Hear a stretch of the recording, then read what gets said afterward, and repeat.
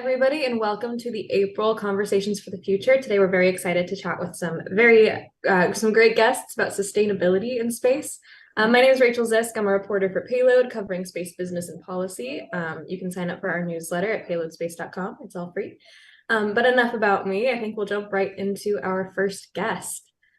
So first on the docket today, we have Kevin O'Connell. Kevin O'Connell is a recognized expert on space commerce, the global space economy, global intelligence activities, and U.S. national security matters. For almost 4 decades, he has focused on space commercialization and technological competitiveness and how to advance them in global markets. He has also focused on how these innovations impact U.S. and allied national security.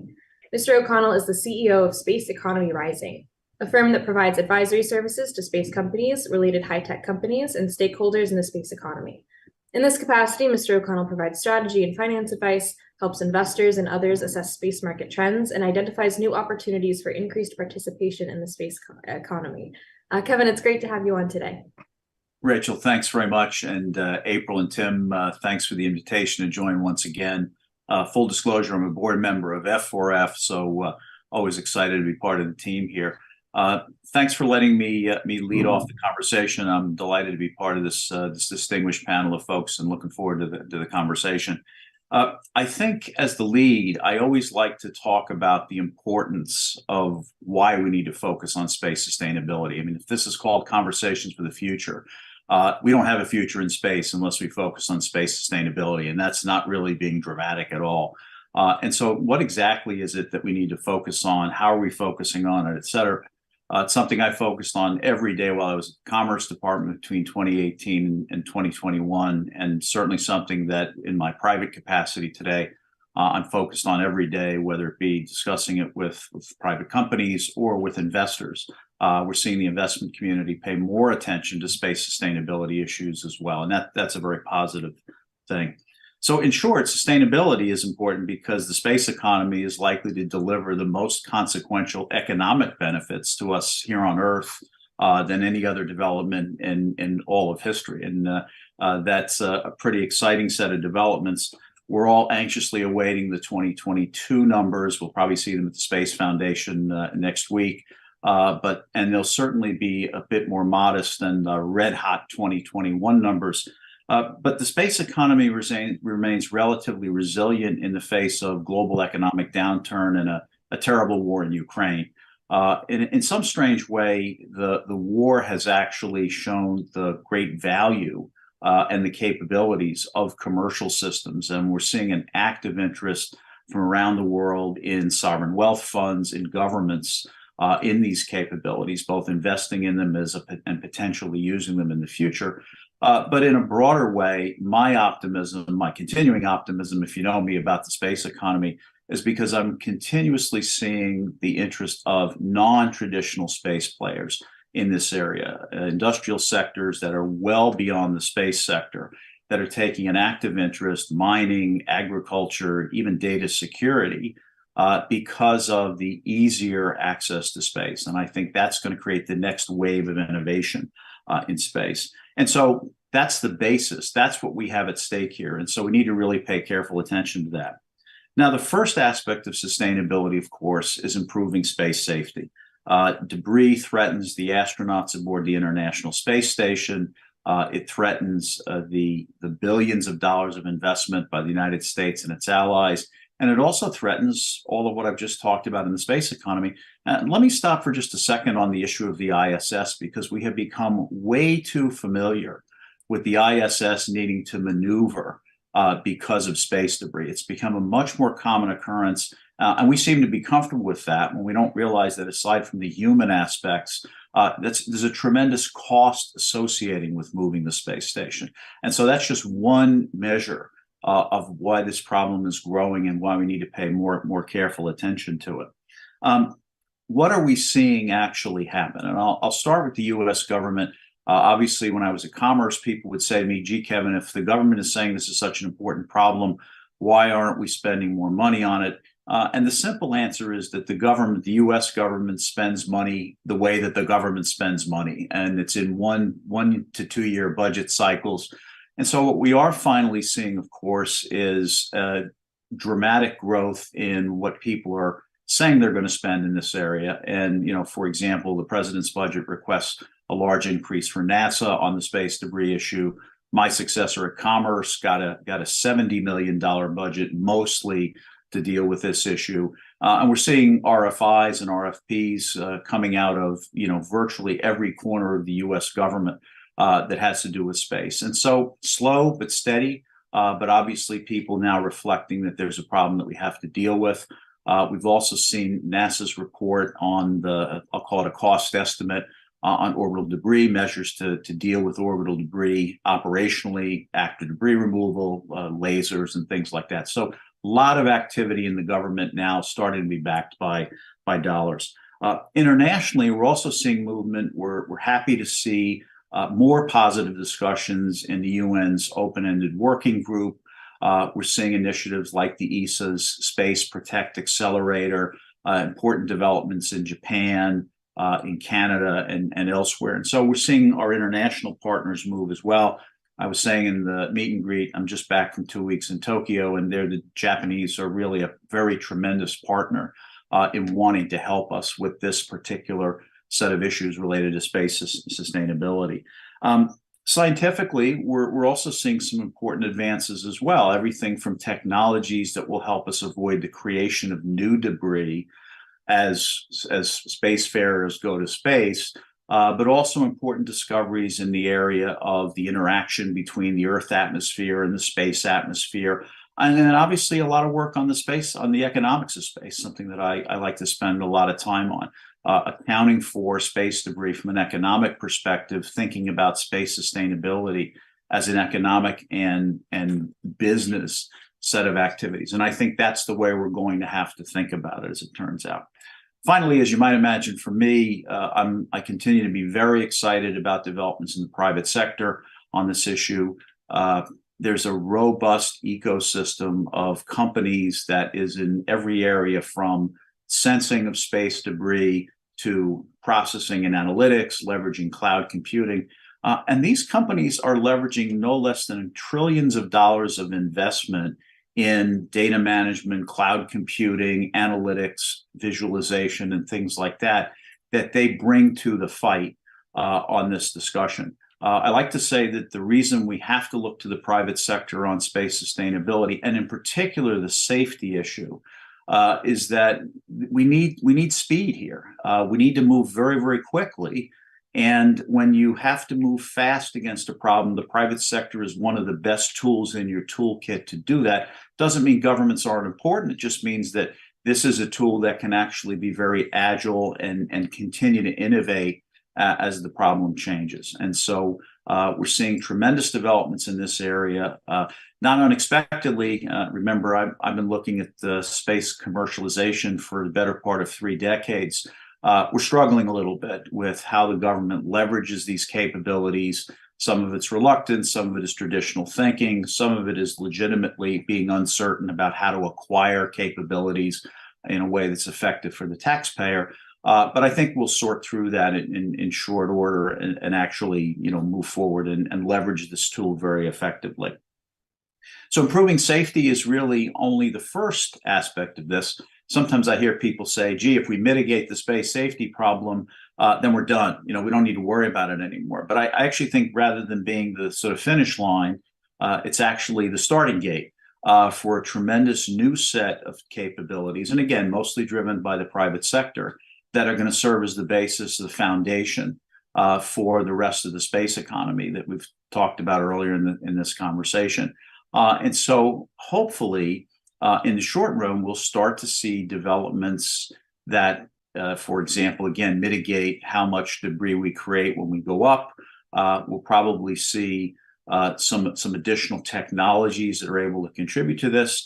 I'm certain we'll see some regulation in this area. And again, I hope in the spirit of what we've done historically, I hope it's light touch. I hope it's mindful of best practices and past data experiences and mindful of the impact it will have on industry. But I think we'll also start to see progress toward what we might call a space traffic control and management, or space traffic coordination, I should say, and management regime. Sometimes people will say, we have to wait until everybody agrees to do something. I mean, that's nonsense. I mean, we have to move, we have to lead the way in creating initiatives. And so the discussion about the anti-satellite ban, the kinetic ASAT ban, does everybody agree to that? No, most of the world does agree to it, and that's called leadership. And so we need to see those kinds of initiatives. We need to see like-minded partners and allies moving forward on this. We'd be remiss not to point to the fact that many countries we see in NATO, we see in Canada, we see in Japan, we see parallel developments in the space security arena for deterrence purposes, but also for protection as the space environment is considered more of a warfighting environment. I think that would be cataclysmic for the space economy. But certainly those investments will provide additional fuel for some of the capabilities that we're seeing in the market. And so I'm optimistic, as always, that we will make progress on this. Again, the safety issue is the very first issue that we have to deal with. Both governments and industry are moving in different directions, in the same direction, but in different ways is what I should really say. And so hopefully over time, that will lead us to more of an international approach to space traffic coordination and management. I would just note in closing that the extent to which we're seeing developments from, for example, the Space Safety Coalition and CONFERS, these are private sector discussions which are working through best practices, practical rules of the road for space that ideally over time become codified in international agreements. And so that's also a positive private sector development and heading towards space sustainability. People have sometimes said to me, Kevin, the private sector doesn't care about space sustainability. If you thought about that for 5 seconds, you realize how silly a comment that is, because space sustainability is the pathway to continue new capabilities, innovation, and in a private sense, revenue and profit. And so I'm optimistic that we will continue to make progress. I hope we make progress quickly because it's going to be very, very important.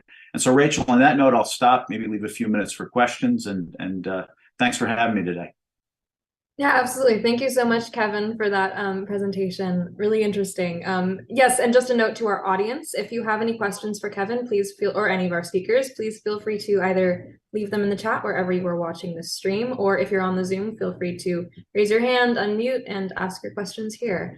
But Kevin, I'll kick us off with one that I have for you. I'm curious about, as you mentioned, the commercial space industry is so important for addressing this problem because of their ability to move quickly and innovate. But I'm wondering how governments and maybe advocacy groups can do better, do more than they're doing now to encourage that innovation in the commercial space industry, and what movement you've seen there.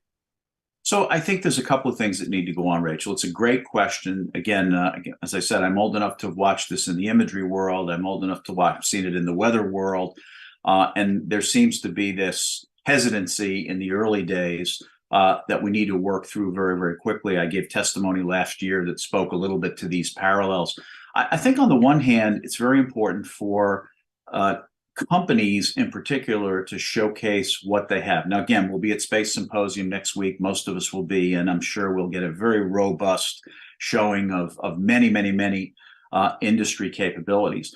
But I also think we need to work with governments to help them understand, how do you actually acquire this? I hear the phrase space as a service all the time, but I still hear people struggling. What does that actually mean? How do I actually get value for the taxpayer while continuing to leverage flexibly all of the many, many capabilities that are out there? We do want to see competition here.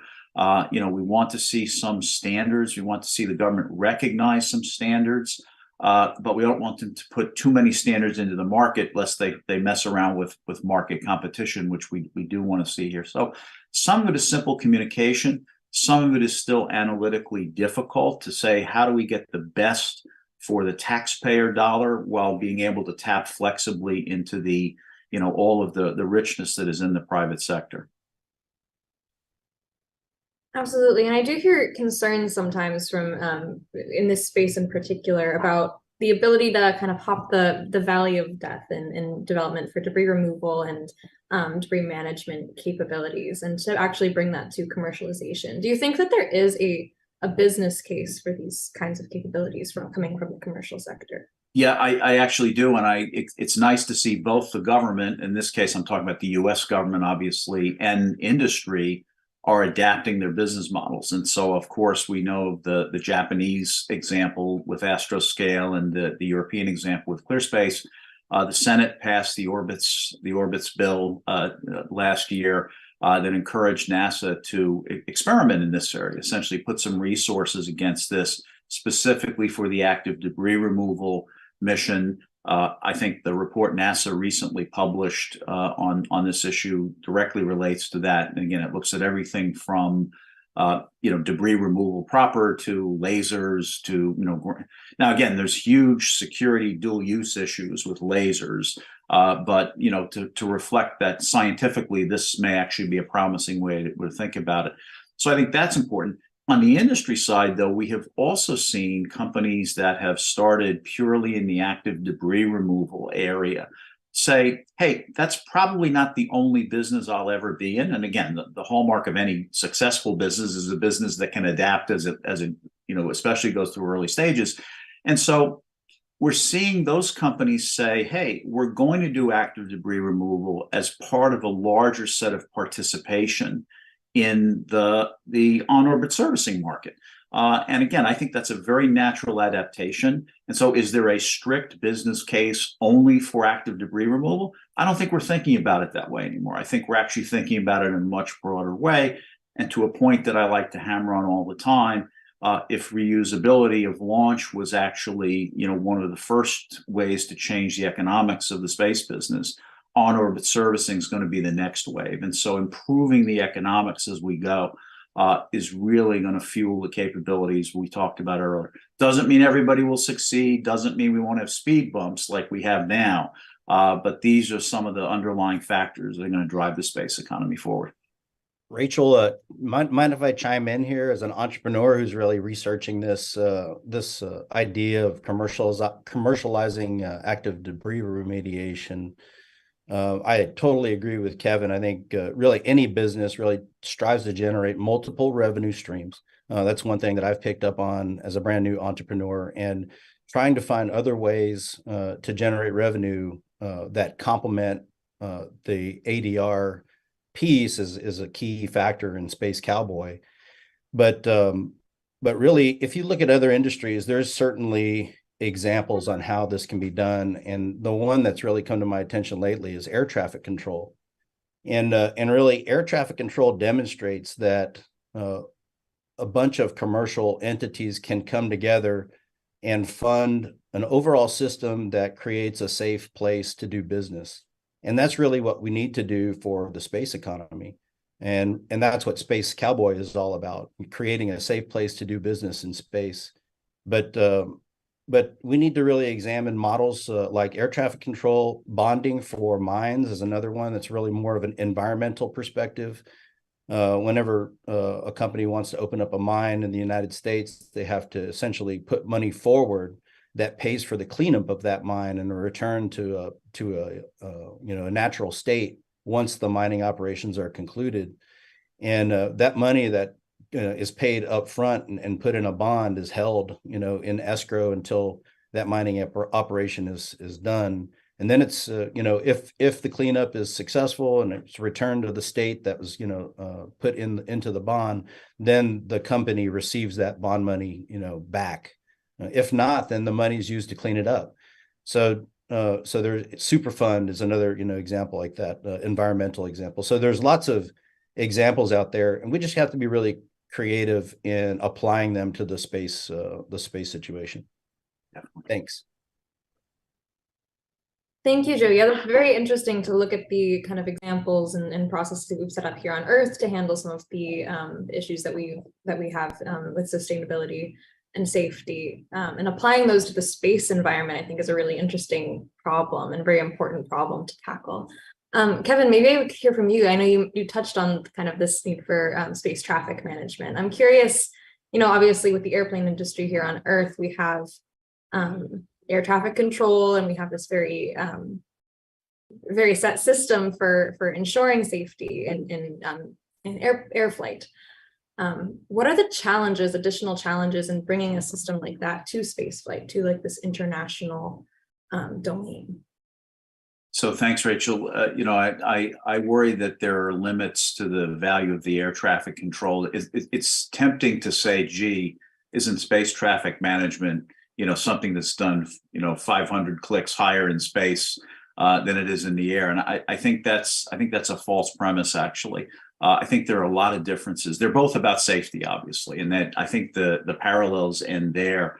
I think you have everything from legal and jurisdictional issues to really the speed at which the problem is changing. I mean, I worry a lot about that. If we don't do something today, tomorrow will definitely be worse. And I don't want to over dramatize it, but I think we're dealing with such a fast moving problem that kind of a system has limits in terms of how it will, how it applies to what we'll call space traffic coordination and management. Some of it is as basic as just having people who have an ability to communicate with one another. Sometimes, we would say to a casual outsider, we really don't have a great idea about where anything is in space, and they might sort of be taken aback and saying, "Holy cow, are you sure about that?" I say, well, there are real limits to what we understand about where things are in space. Even the people that are flying them, how they behave in space. And, let's give full credit to people who are flying things that they're going to be responsible.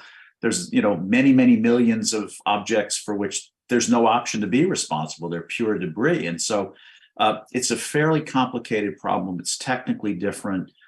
It's moving very quickly. And then the legal and jurisdictional issues, I think, are particularly thorny here.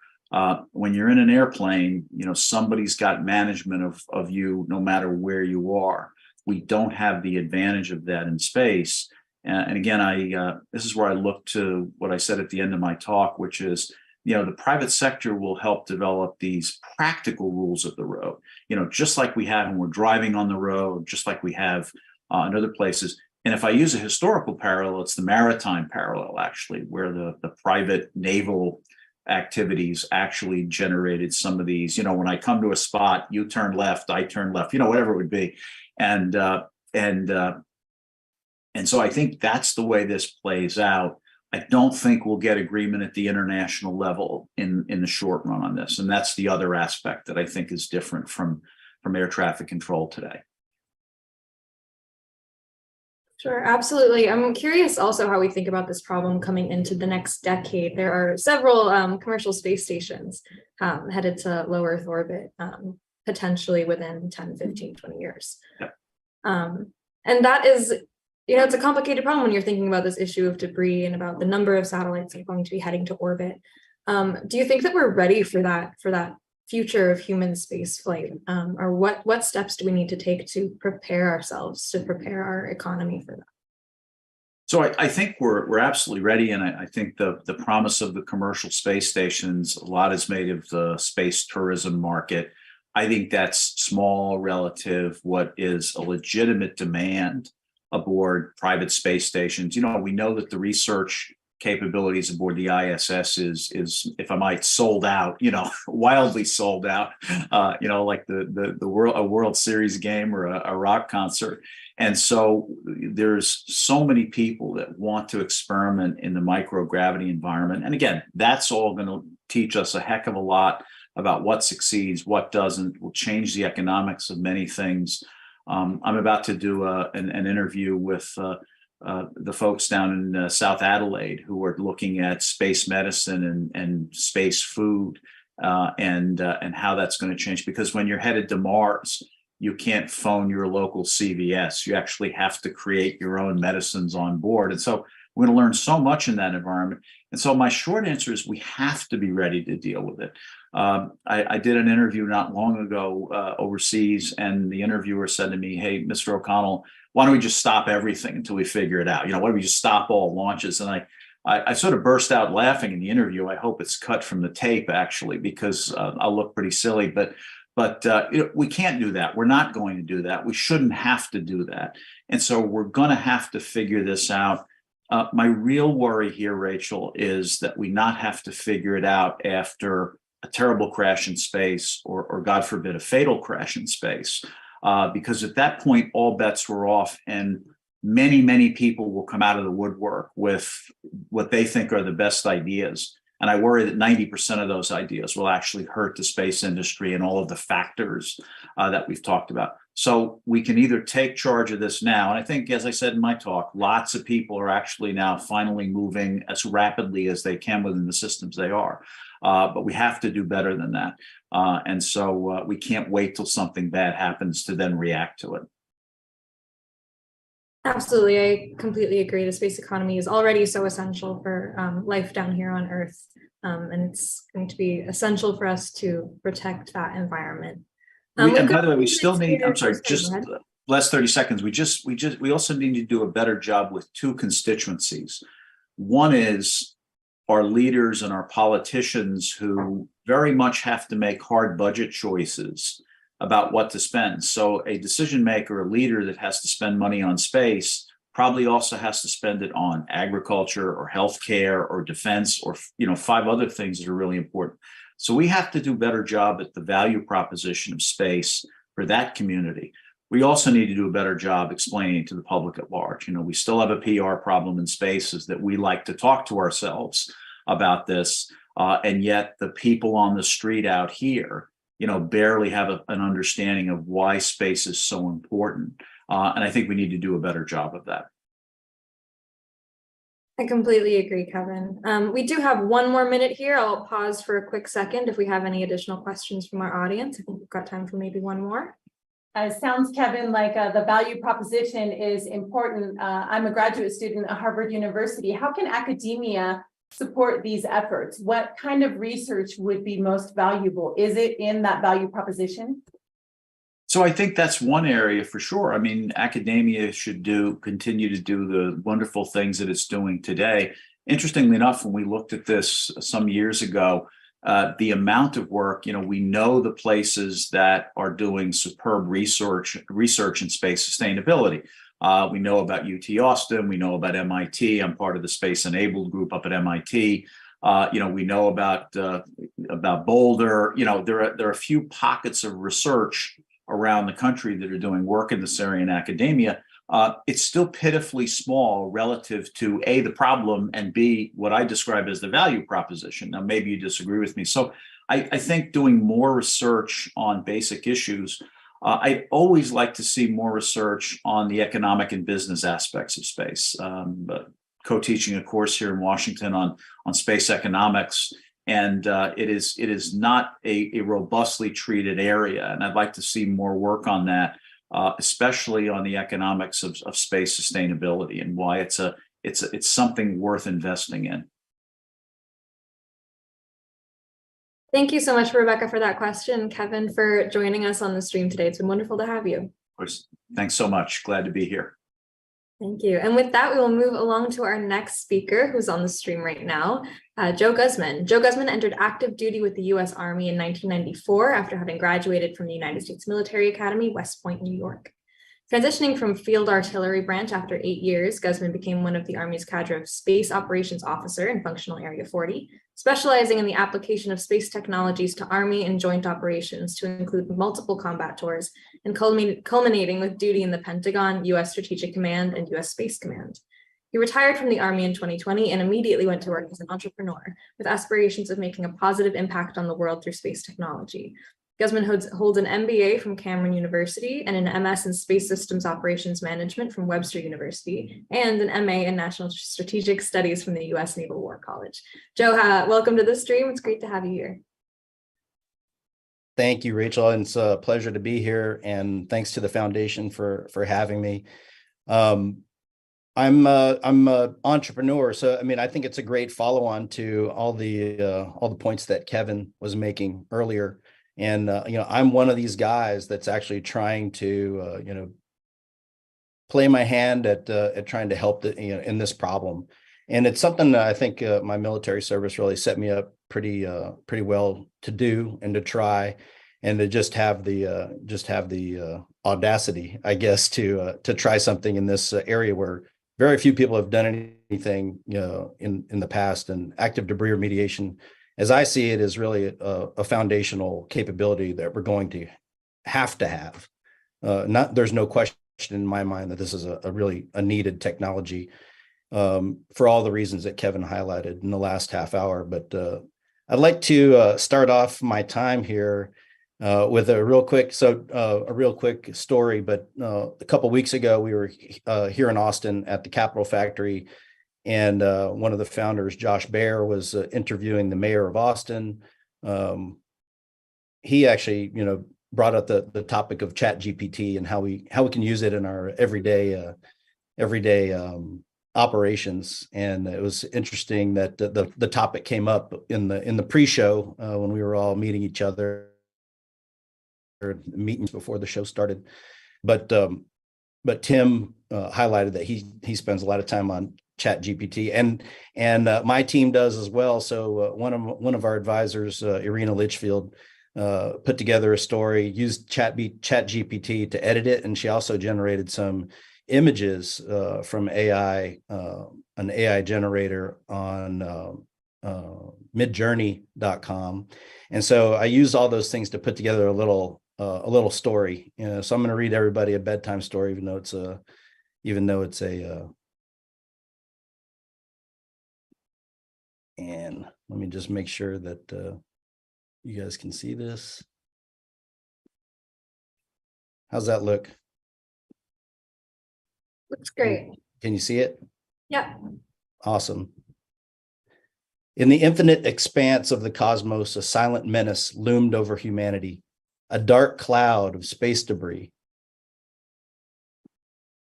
Made up of spent rocket stages, defunct satellites, and other man-made objects, orbited the Earth at breakneck speeds.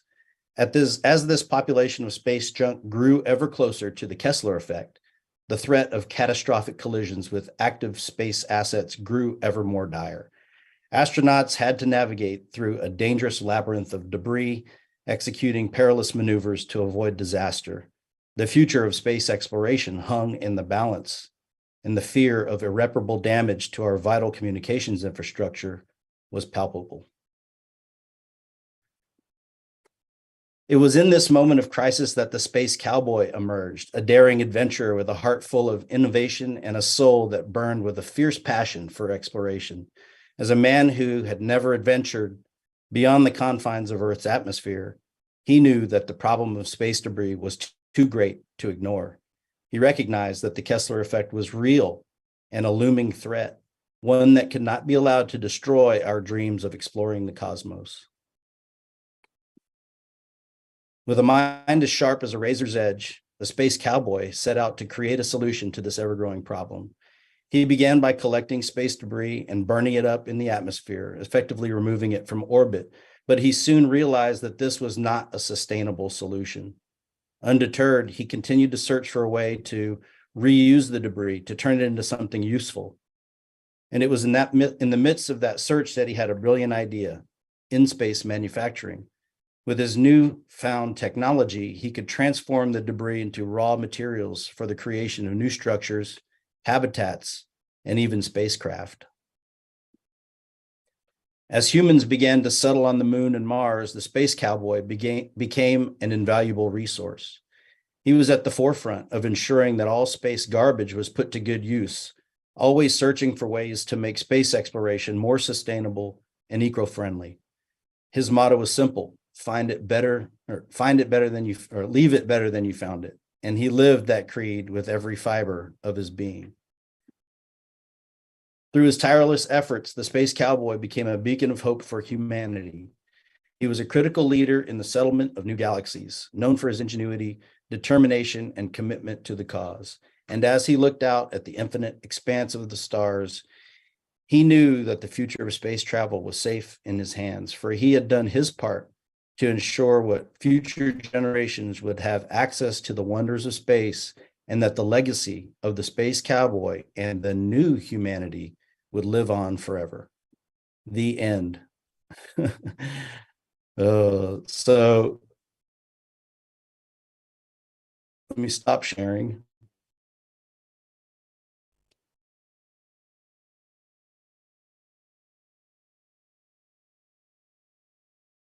That was a wonderful story. Awesome. Well, I'm trying to struggle here to get my screen back. Anyways, I'll figure that out, but I appreciate that. And thanks for indulging me. I really appreciate it. So Space Cowboy is a brand new capability. It's something that really hasn't been done before. And really it's focused on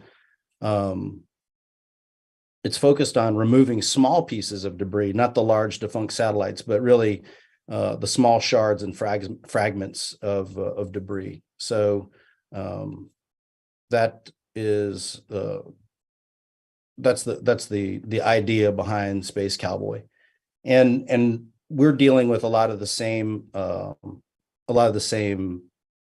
problems that Kevin highlighted earlier. And when anyone's an entrepreneur and they're setting up a business, investors want to understand how that business generates revenue and how you generate value for the company, and ultimately how they exit and get their return on investment. And so this has been something that's been a focus of mine for the last year as we've developed Space Cowboy. And that's why I kind of threw out those couple of models out there, because there are ways to pay for this needed technology, and I think it's been demonstrated over time. And while Kevin does make some great points about attribution in space, about the overlapping of different international systems, I think that I would disagree that the air traffic control system actually demonstrates that we can bridge those gaps, and because the United States has a very robust air transportation system, really. And that's more of an internal look. We have lots of air traffic control regulations that apply here in the United States.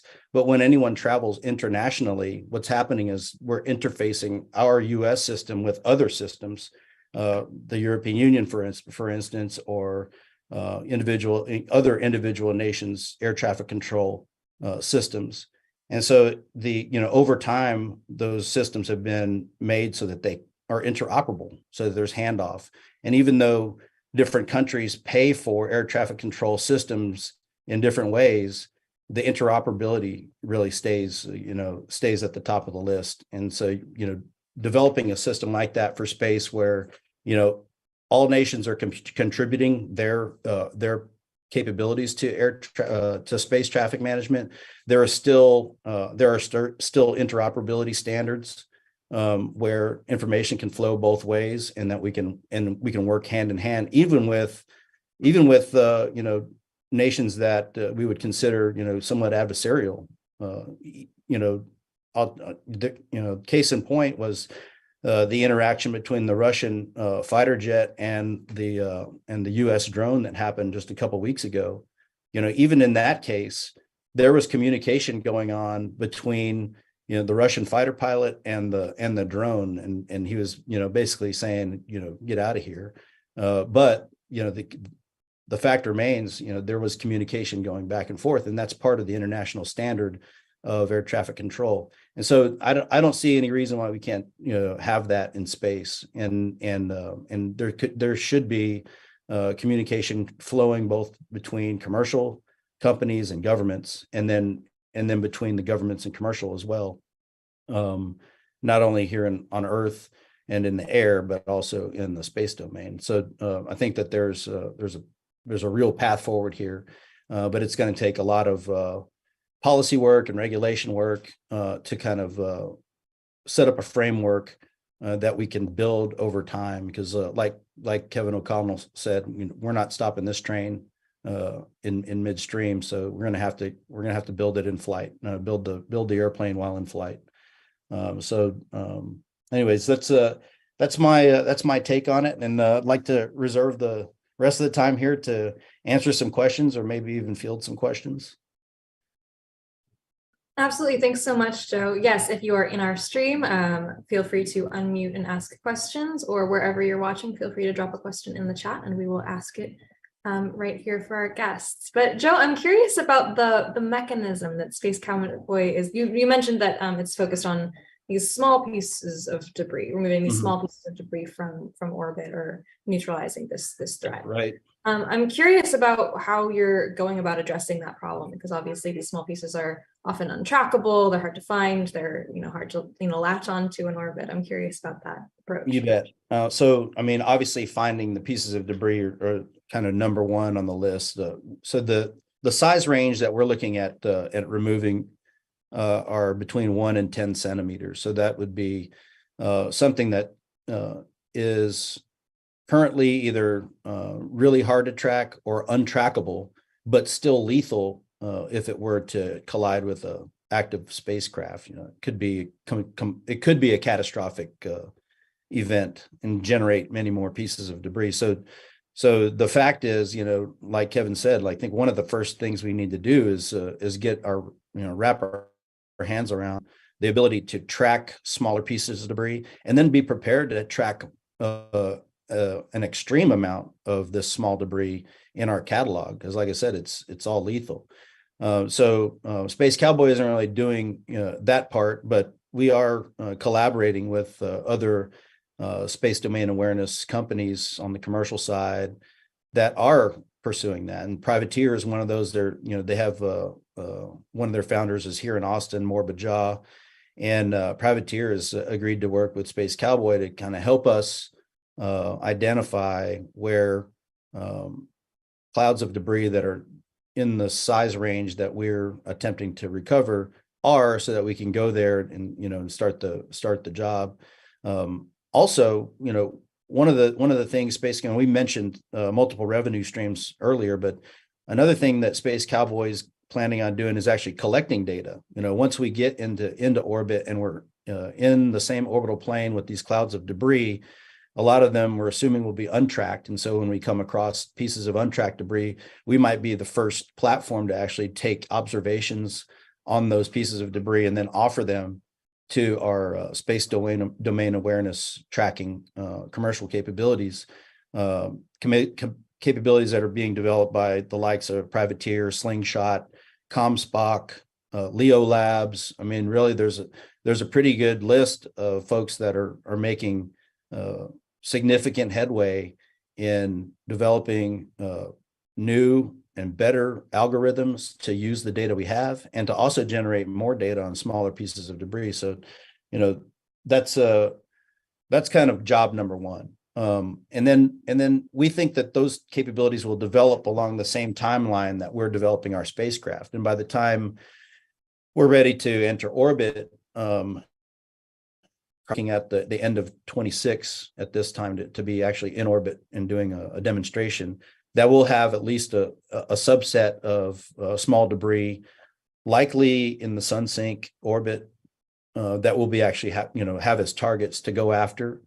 And then we'll expect to collect more data when we're in space, generating revenue from both of those activities. And the way that we'll approach this small debris capture, at least initially, we know that we're going to develop more and more advanced ways to do this over time, but in the spirit of agility, what we're trying to do is keep it simple from the beginning. And really, we need to have kind of the design characteristics of Space Cowboy as we were developing the idea. Were to number one, we needed to drive costs down. So reusability is something that we really took from the SpaceX example, where reusing rockets actually drove down the cost of putting kilograms in space. And so we think this reusability concept was really, really going to be important for Space Cowboy. So, there's been lots of examples used for active debris remediation. There's the harpoon method was looked at. There's people always ask about magnets, nets, foams, gels, all these kind of things. But the one thing that those examples all have in common is that they employ some kind of a consumable good, where like a net would be consumable. In other words, you couldn't reuse a net over and over and over without some other technology to remove items from the net. Anyone who's gone fishing and used a net knows that once you have a fish in the net, it's actually not easy to get the fish out of the net. So what we didn't want to have, so we're trying to remove debris from net that just won't come out. So we went away from these ideas of expendable items, and that left us with claws, cans, some kind of a lasso, which is kind of like where the Space Cowboy theme came from, is like using a lasso to capture these pieces of space debris, much like a cowboy would use a lasso to capture a runaway calf. So that kind of started the whole imaginative and creative process of developing Space Cowboy. Where we ended up with was what the engineers originally called a fish trap example. But in a fish trap, the fish can swim in, but they can't swim out. It has kind of a cylindrical shape. And so we had that on a whiteboard, and I said, okay, this is it. Let's go with this. Let's develop this out first and see where we come up with. And so that's what they did. And we ended up with this technology we call the capture and arrest mechanism, or the CAM. And it really looks like, I have a small, at risk of, I've got a 3D printed model of the CAM right here, but this is the actual size. So what happens is the doors open right here, okay? And then the piece of debris, the satellite will maneuver on top of it, and then the doors close. And then this thing actually has a holding tank back here that presses, and we press the debris into the holding tank. But that's kind of the idea of iteration number one. And so this is what we're building and demonstrating. And we did do one additional iteration to the design that's going to allow us to not only capture debris, but also expel the debris. And so the demo is going to be to actually capture small pieces of debris, do a deboost to the edge of the atmosphere, and actually expulse the debris into the Earth atmosphere for it to re-enter and burn up. Thereby, kind of like in the end, what we're doing is removing lethal risk from Earth orbit and essentially disposing of that safely. And just like in the story, we understand that this is not really a sustainable practice, and we don't want to be in the business of dumping trash into the Earth atmosphere. So the future version, or the future vision, is to actually hold that captured debris and deliver it to another space company. Cislunar Industries is the one that's kind of developing right now, that actually is coming up with ways to recycle materials in space. And so we'd like to take a load of, let's say, aluminum or titanium to Cislunar Industries, kind of dump that off in their recycle bin, and then head back and collect more debris while they tackle the task of refining that material for in-space manufacture. But in a nutshell, I think that covers it. Did that answer your question? I'm sorry, it's a little drawn out. No, it's great. And I think that you touched on something really interesting with this this growth of the in-space manufacturing market also, and how that relates to sustainability. I think it's going to be interesting to see how that progresses with this ability to take maybe spent satellites and spent small pieces of debris and turn that into something that's actually usable for future space missions, rather than our current practice of either boosting into a kind of a graveyard orbit or disposing of things in the Earth atmosphere. It's a really exciting development to watch.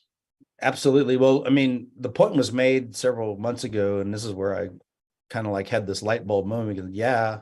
In fact, I think it was at New Worlds here in Austin back in October, but someone was on the stage, and I can't remember who it was, and made the point that, someone spent thousands of dollars per kilogram to put that material in space. And it's a shame to watch it just, evaporate when that value could actually be recovered and then used to make something valuable in space that then won't have to be launched. It'll already be in at least LEO, if not a MEO or GEO orbit, and and much easier to fuel that thing up and go to the moon, for instance. Yeah, definitely. I think this idea of a circular economy in space where everything that we send up can continue to be used for the duration of its lifetime is Absolutely. really. Absolutely. And I think we are all contributing to that. One of the things that I'd like to also highlight about active debris remediation is a cost that a lot of, there's this commercialization aspect. There's one aspect you don't hear talked about that much, and really it's about the status quo. So ever since we've been doing space operations, we've been tracking debris. Unfortunately, over time, really the amount of debris that we are tracking has actually increased at a faster rate, in fact, than the actual active satellites are increasing. So I think right now we're tracking just over, I think, 7,000 active satellites, obviously growing very quickly. But the number of debris numbers in, the tens of thousands. And if you include analyst satellites being tracked, we're over 40,000 number of in terms of the number of debris. So it's almost like it's almost like 80%. We're tracking 80% debris and 20% active payloads, and the estimates of lethal debris between 1 and 10 centimeters that are not being tracked number in either the hundreds of thousands or even up to in the millions. And so when you consider that we're on a pace to have 60,000 active payloads by, or this is one of the last numbers I've seen. You've probably seen more updated numbers, but over 60,000 active payloads by 2030. And if we continue to discover pieces of debris that are smaller and smaller, because it's an absolute necessity to do so to ensure the safety of those 60,000 assets in space, I think what we're going to find is we're going to find that the number of debris items that we're tracking is at least tenfold of the number of active satellites. So we're talking 600,000 pieces of debris. Now, if you look at the budget that's been applied by the government to do space traffic management, space surveillance, or space situational awareness, or space domain awareness, we're kind of all talking the same things here. Roughly, we're spending about $700 million on doing those missions annually. The sad part is that a lot of that money is being used to track trash, quite literally. And that trash isn't going away anytime soon. So really, if we're not doing active debris remediation, then we're actually choosing to pay to track that trash for 25, 50, 100 years. So I took $700 million, kind of broke it down, and what I found, back of the napkin calculations is it's about $20,000 per piece of trash that we're tracking. And if you extend that $20,000 for the next 10 years, now you've got a $200,000 piece of space trash. And these costs just continue to build over time. And so the value proposition that active debris remediation offers is that even though the costs to remove a piece of debris from orbit are high, they're still very much lower than the cost to track that piece of debris for the next 50 or 100 years. So that is value proposition number one, and I think it has a lot of validity if you just consider the programming required to sustain our space tracking model. So even just tracking debris right there is a valid case for active debris remediation, and the numbers make sense. So Space Cowboys generated a financial model that has the cost of removing small pieces of debris roughly at about $70,000. Now, admittedly, the financial model is fairly immature, but the good news is that that's way cheaper than tracking a piece of debris for 10 years, and that financial model, I think, will hold water as we develop this capability. Absolutely, and it's exciting that is making progress towards becoming a reality. I wonder if you've had conversations with the US government about these kind of cost benefit analyses and the ability of this technology to solve some of their extended, tracking problems.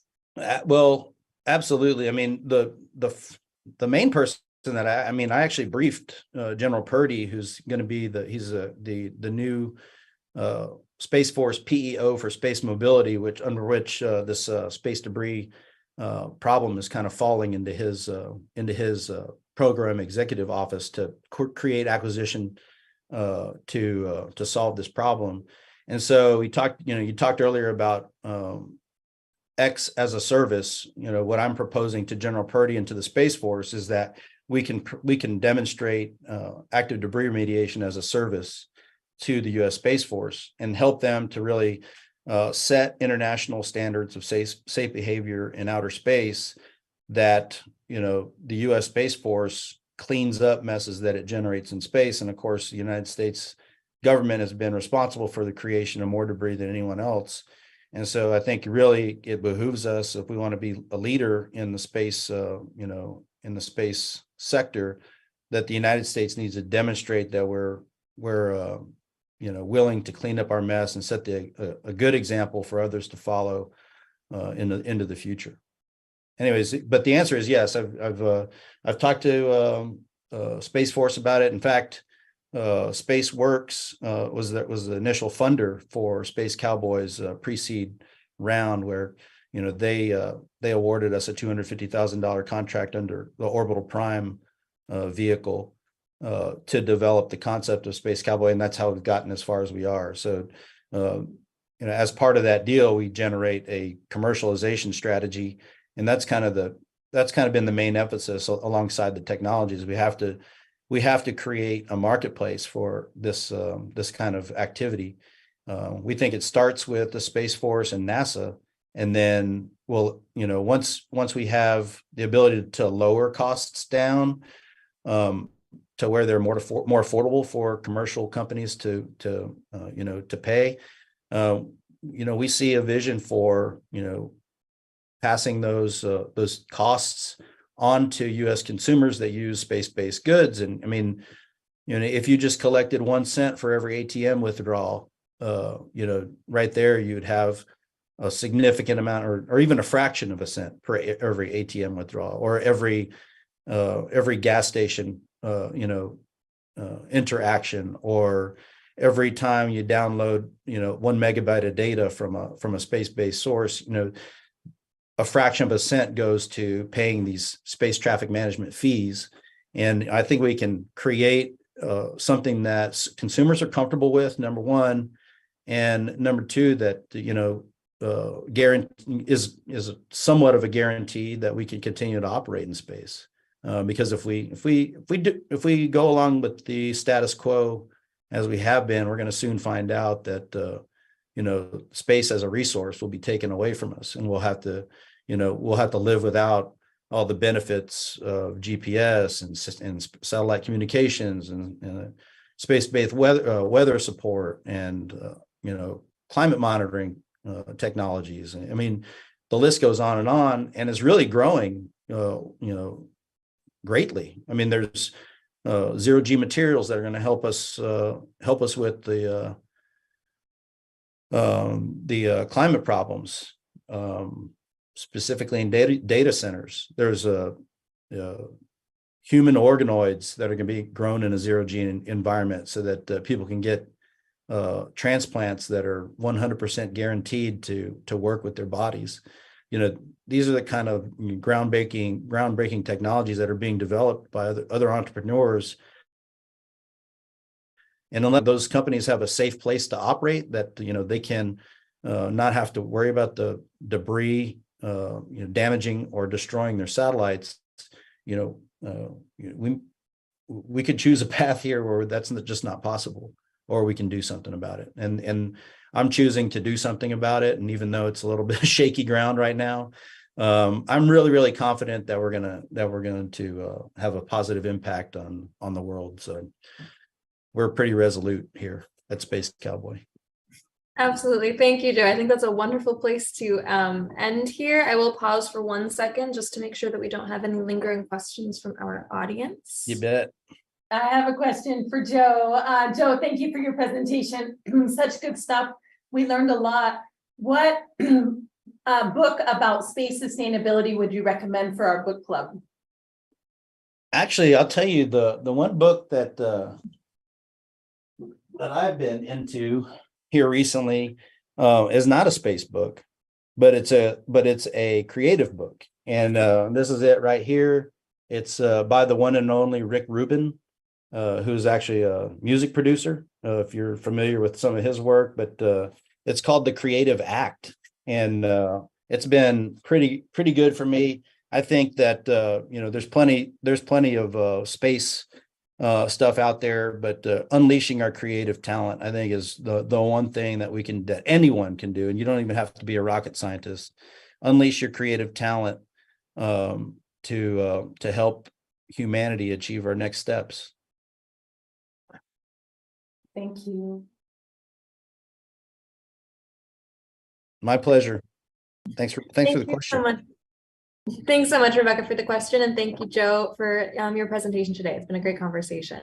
Wonderful My to have pleasure, you. and thank you, Rachel. Thanks to Payload for all you guys do, and thanks to the foundation, Tim. This has been an awesome opportunity. Really appreciate it. Great, thank you so much. And with that, I think we are ready to move on to our next speaker, Rick Tumlinson. One of the top 100 influential people in space and called one of the world's top space visionaries, Rick helped coin the term New Space and is credited with helping birth the commercial space industry highlighted by Musk, Bezos, and Branson. A leading writer, speaker, and 6-time congressional witness, Rick helped start the first mission to find water on the moon, signed the first space commercial data purchase agreement, led the commercial takeover of the Russian Mir space station, signed the first private astronaut agreement, signed the first private astronaut to fly to the space station, co-founded the Space Frontier Foundation, and was a founding board member of the X Prize. In 2015, he won the World Technology Award along with Craig Venter of the Human Genome Project. He founded the Space Fund venture capital company with 20 space companies in his portfolio and is a member of the U.S. Space Force Doctrine Organization Group.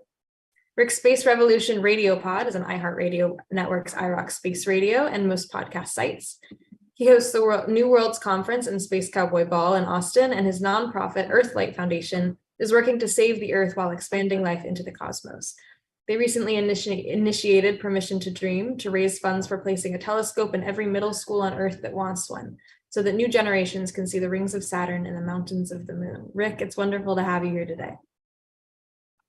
Thank you. I'm going to have to pay you for that intro afterwards, but yeah. So I do have a question for you. Do you want this talk, or I have a presentation if you'd like. It's not the one I was thinking I was going to do because I just crashed it, but I grabbed one that I think might be useful. So it's up to y'all. I mean, we can talk, or I can do a little presentation for you. Up to you. Yeah, absolutely. I would love to hear a little bit of a presentation. We also have an audience here who I'm sure will have questions for you. So maybe we could leave a little bit of time. Okay, well, then I'll roll into it quickly. It was actually designed for something else, but I quickly tried to adapt it. I was looking at industrial infrastructure and I had a bunch of policy, very nerdy, geeky things to talk about, but I'm going to go in a slightly different nerdy, geeky direction and talk about the space declaration. And let me see if I can get this up for you. Share screen. And we're live on LinkedIn. So it's a small. I got you. We're live on LinkedIn right now. Yay. All right. One of my favorite places, by the way. Let me see if I've done that right. And I shared the wrong screen, of course. It is so funny that we can't master AV, but we're gonna try and go into space, so. Yeah, 3 years through a virtual world, and it's still always a technical difficulty. Well, my challenge here is I have I run 2 screens, and okay, now it has just a moment here. I'm going to do this for you. I think this is going to work. There it is. Share. I think we're going to be good. And then I'll do it this way. And I think you have it. Wonderful. Yeah, looks good. All right. So the Space Declaration is something I drafted a little while back. And I'm going to run through this for you and the rationales for it, why I believe it's important that we have such top-level seminal documents as we move into the frontier. Now, first of all, I have to do some shameless plugs. New Worlds 2023 is coming up October 20th and 21st. And then I have a Space Fund, which hat I'm wearing right now. Space Fund, we have 20 companies involved under management. They are all succeeding right now, which is highly unusual. Our first very small fund, Fund 1, has essentially doubled. And so we're very excited about that. And these are frontier enabling companies largely. We don't do drones. We don't do anything like that. We do companies that are engaged in or will benefit by the opening of the frontier. This is the super shameless part. We are raising Fund 3, and we are eager for investors. So reach out to me. That was not a commercial. We are not allowed to do commercials, but I just happened to say it while I'm doing this presentation. So what? And this is our portfolio. I know it's very small. You can't read it, but as NASA people say, when they show slides with too many words, I just wanted to show you that I had it. No, we have a lot of great companies. Please look us up on the internet. Reach out to me if you're interested in talking. And if you have a startup company, go ahead and use the portal on the website. We are eager to talk to all kinds of startups. Part of the magic of our team is that we're finding companies that at very early stage, and that's what we do. We do the babies. We nurture the babies. And back to New Worlds, the conference, and of course the Space Cowboy Ball, which asks the very important question, what would you wear to a party on Mars in 100 years? These are seminal and key questions. I told you they were coming. Last year, we gave the award to Gwen Shotwell, which means her award was called the Space Cowgirl Award.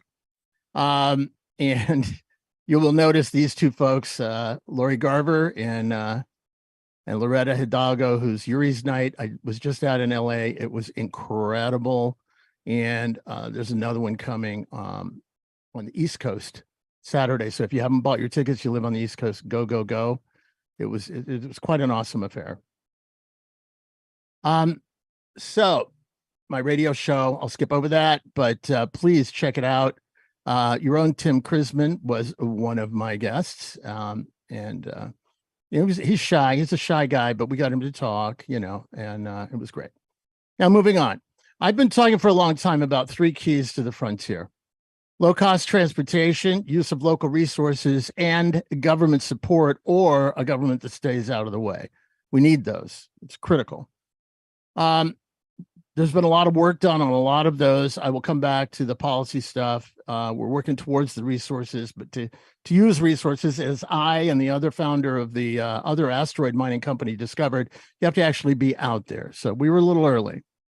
And frankly, a lot of our conversations are occurring a little bit early right now, and that's because everything is about to change. Any conversation I have with you right now is going to be completely different the day after Starship lands. Notice I said lands, not flies, lands. It's a ship. It's a rocket ship. I'm using that word on purpose now. Rocket ships and spaceships are not rockets. Rockets go one way. Launchers go one way, or as a friend of mine calls them, ordnance. Ships carry things to and from places. They are completely reusable, or in this case, they are the railroad. This is the railroad to space. This is the airline. This is the steamship. Or if you're a Star Trek person, this is when the Vulcans show up and say, welcome to the Federation. So it's coming. It's coming, and everything is going to change. Whether it is Elon, whether it's Blue Origin, whether it's my wonderful friends at Rocket Lab, Firefly, any of the other companies, whoever perfects completely reusable, low-cost transportation of space will have given humanity the universe. And what does that mean? Lots of things will start to happen in space. Amazing things, incredible things. We're going to start seeing what I call buildings on the orbital street. I am an investor in Axiom, and I love Axiom. I love all these stations and facilities. Of course, they're all insisting like we will be the replacement to space station. I don't want the replacement to space station. I want buildings on the orbital street. I want a development. I want a community. I want to see multiple people doing multiple things. By the way, if you have an idea as to what you could do, if you're young or you're retired or whatever, and you want to start a company, these people are looking for people to fill their labs, to fill their rooms, to create orbital experiences. You'll also notice I have space station back there in the background. I am one of the few people, but there hopefully will have more, who's taking the stand that space station shall not be deorbited.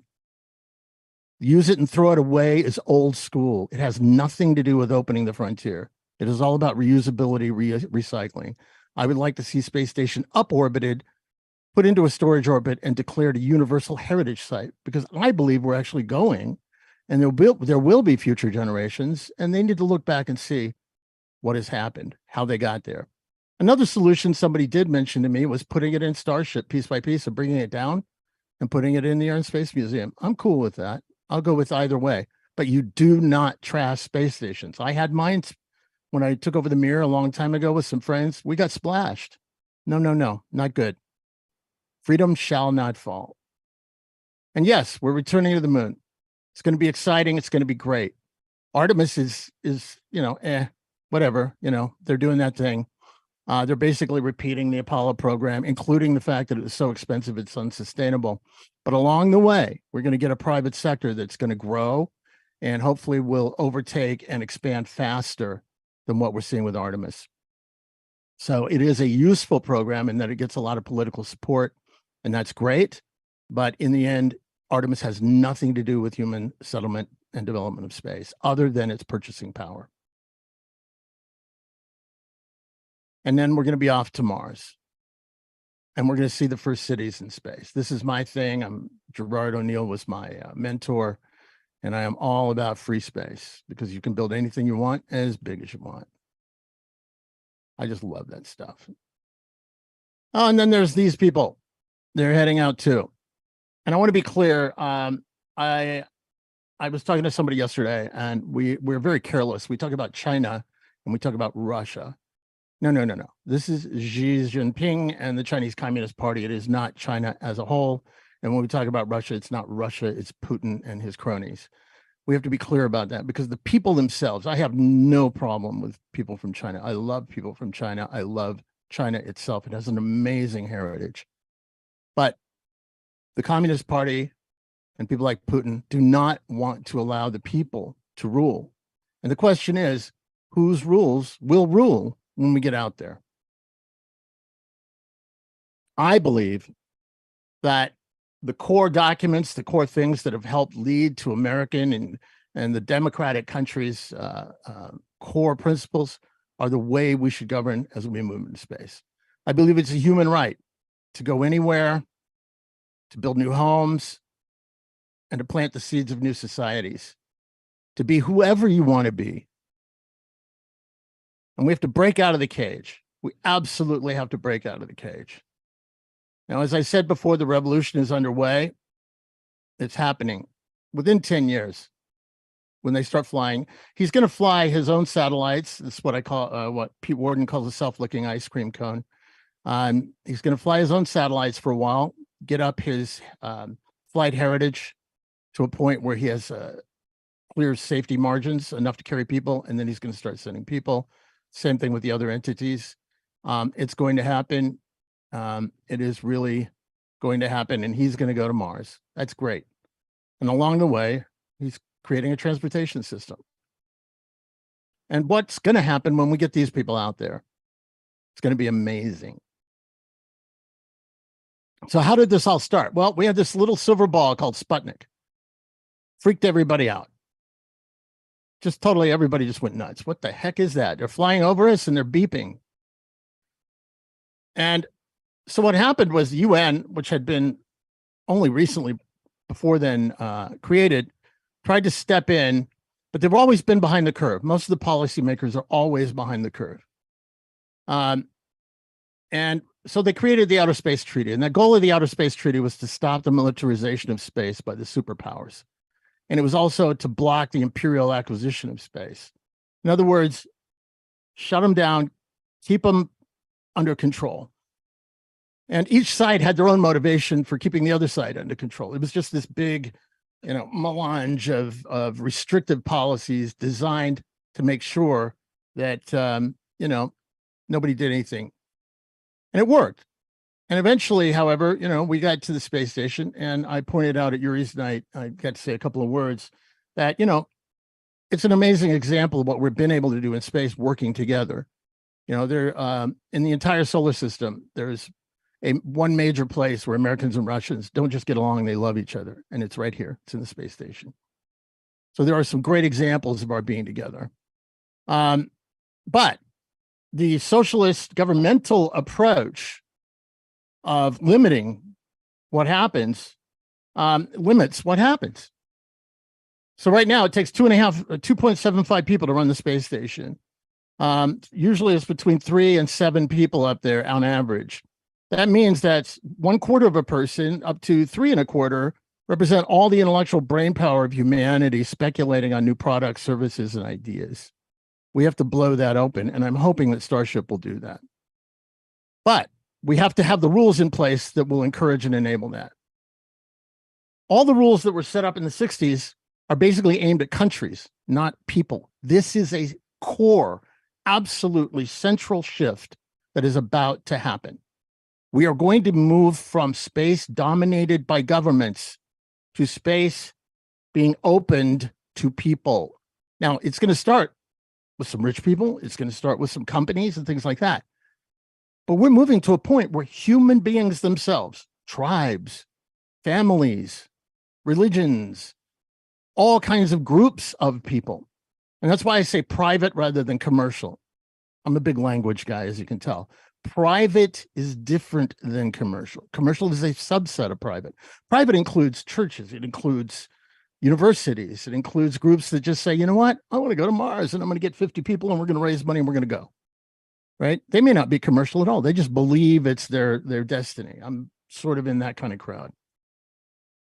Now, the challenge is how do we deal with the other Earth bodies that are out there trying to stop this? Because they don't get it. They are behind the curve. We have to start thinking more forwardly. There's a lot of lawyers and legal types, and especially in, the city of Heavenly Light in DC and the UN and places like that, that are spending all of their time trying to rewrite the original Outer Space Treaty. And they're trying to drive the entire future through words like use. Oh, well, they put the word use in here, so that means XYZ. But rather than reassessing the entire concept that was behind it. It's time for a big change. Now, what we don't need is some papal bull. Those who study history may recall that the Pope, basically looking at the powers of the time, said, okay, Spain, you're over here, England, you're over here, Portugal, whatever. It was basically Spain and Portugal at the time, and you get this and you get that. Well, we don't want that. Now, this is NASA's approach, by the way, and I mean it. I actually have a picture of a screen on a stage with the head people of NASA where they invoke the idea that if Artemis is completely successful, we will end up with something that resembles the bases on Antarctica. That's pathetic. No, we do not want that. We want the beginning of the expansion of human civilizations into the frontier. And the idea of making the entire universe some sort of park. No. We should designate places. We should protect places. There's a whole set of things like that we're very, very focused on in my nonprofit Earthlight Foundation. But we can't shut it down. We need to enable and encourage. And the big thing that people who believe that somehow this all needs to be protected and we have to shut down the development of space don't understand is we live on the living bubble, and that place is dead. And it is our job to carry life to places that are dead. I'll come back to that. Universal Declaration of Human Rights, by the way. The Outer Space Treaty has been what everybody been fighting over, but there's actually a bigger one, a more important, more realized declaration that's out there in the world, and that's the Declaration of Human Rights. And in that, it says that everyone has the right to own property alone as well in association with others, and no one shall be arbitrarily deprived of his or her property. That's a critical statement, and it is in a globally subscribed declaration. So this isn't new stuff here. So again, the old myth was only nations are allowed to play, but the new space reality that we're seeing is that people can participate. This is what Dr. O'Neill said in The High Frontier. Basically, let's go. Use democracy, the resources of space and enterprise, and open the solar system. We have to democratize the frontier. This isn't a new idea, by the way. This, for example, we talk about property. This goes back to Rome, and there's one variation of pedis potentia, my foot is upon it, or my foot is, holds the potential, what I'm standing on. These are the rules that were out there. These were the ideas. They've been out there a long time. Thomas Jefferson talked about it. The Homestead Act here in America, we basically said, head out there, here's some rules. And if you improve the land, right? Now, in case of space, improving the land basically means taking a place that's dead and enabling life. That's improving the land. So policy is going the right way. There's been a lot of good work. Space Resources Laws, Space Frontier Act, Luxembourg, the Artemis Accords, which is something, it's a great piece of work and moving in the right direction. But we need to go further, bigger, faster, and at a higher level. And that's what this is, the Declaration of Rights and Responsibilities of Humanity in the Universe. I call it the Space Declaration for short.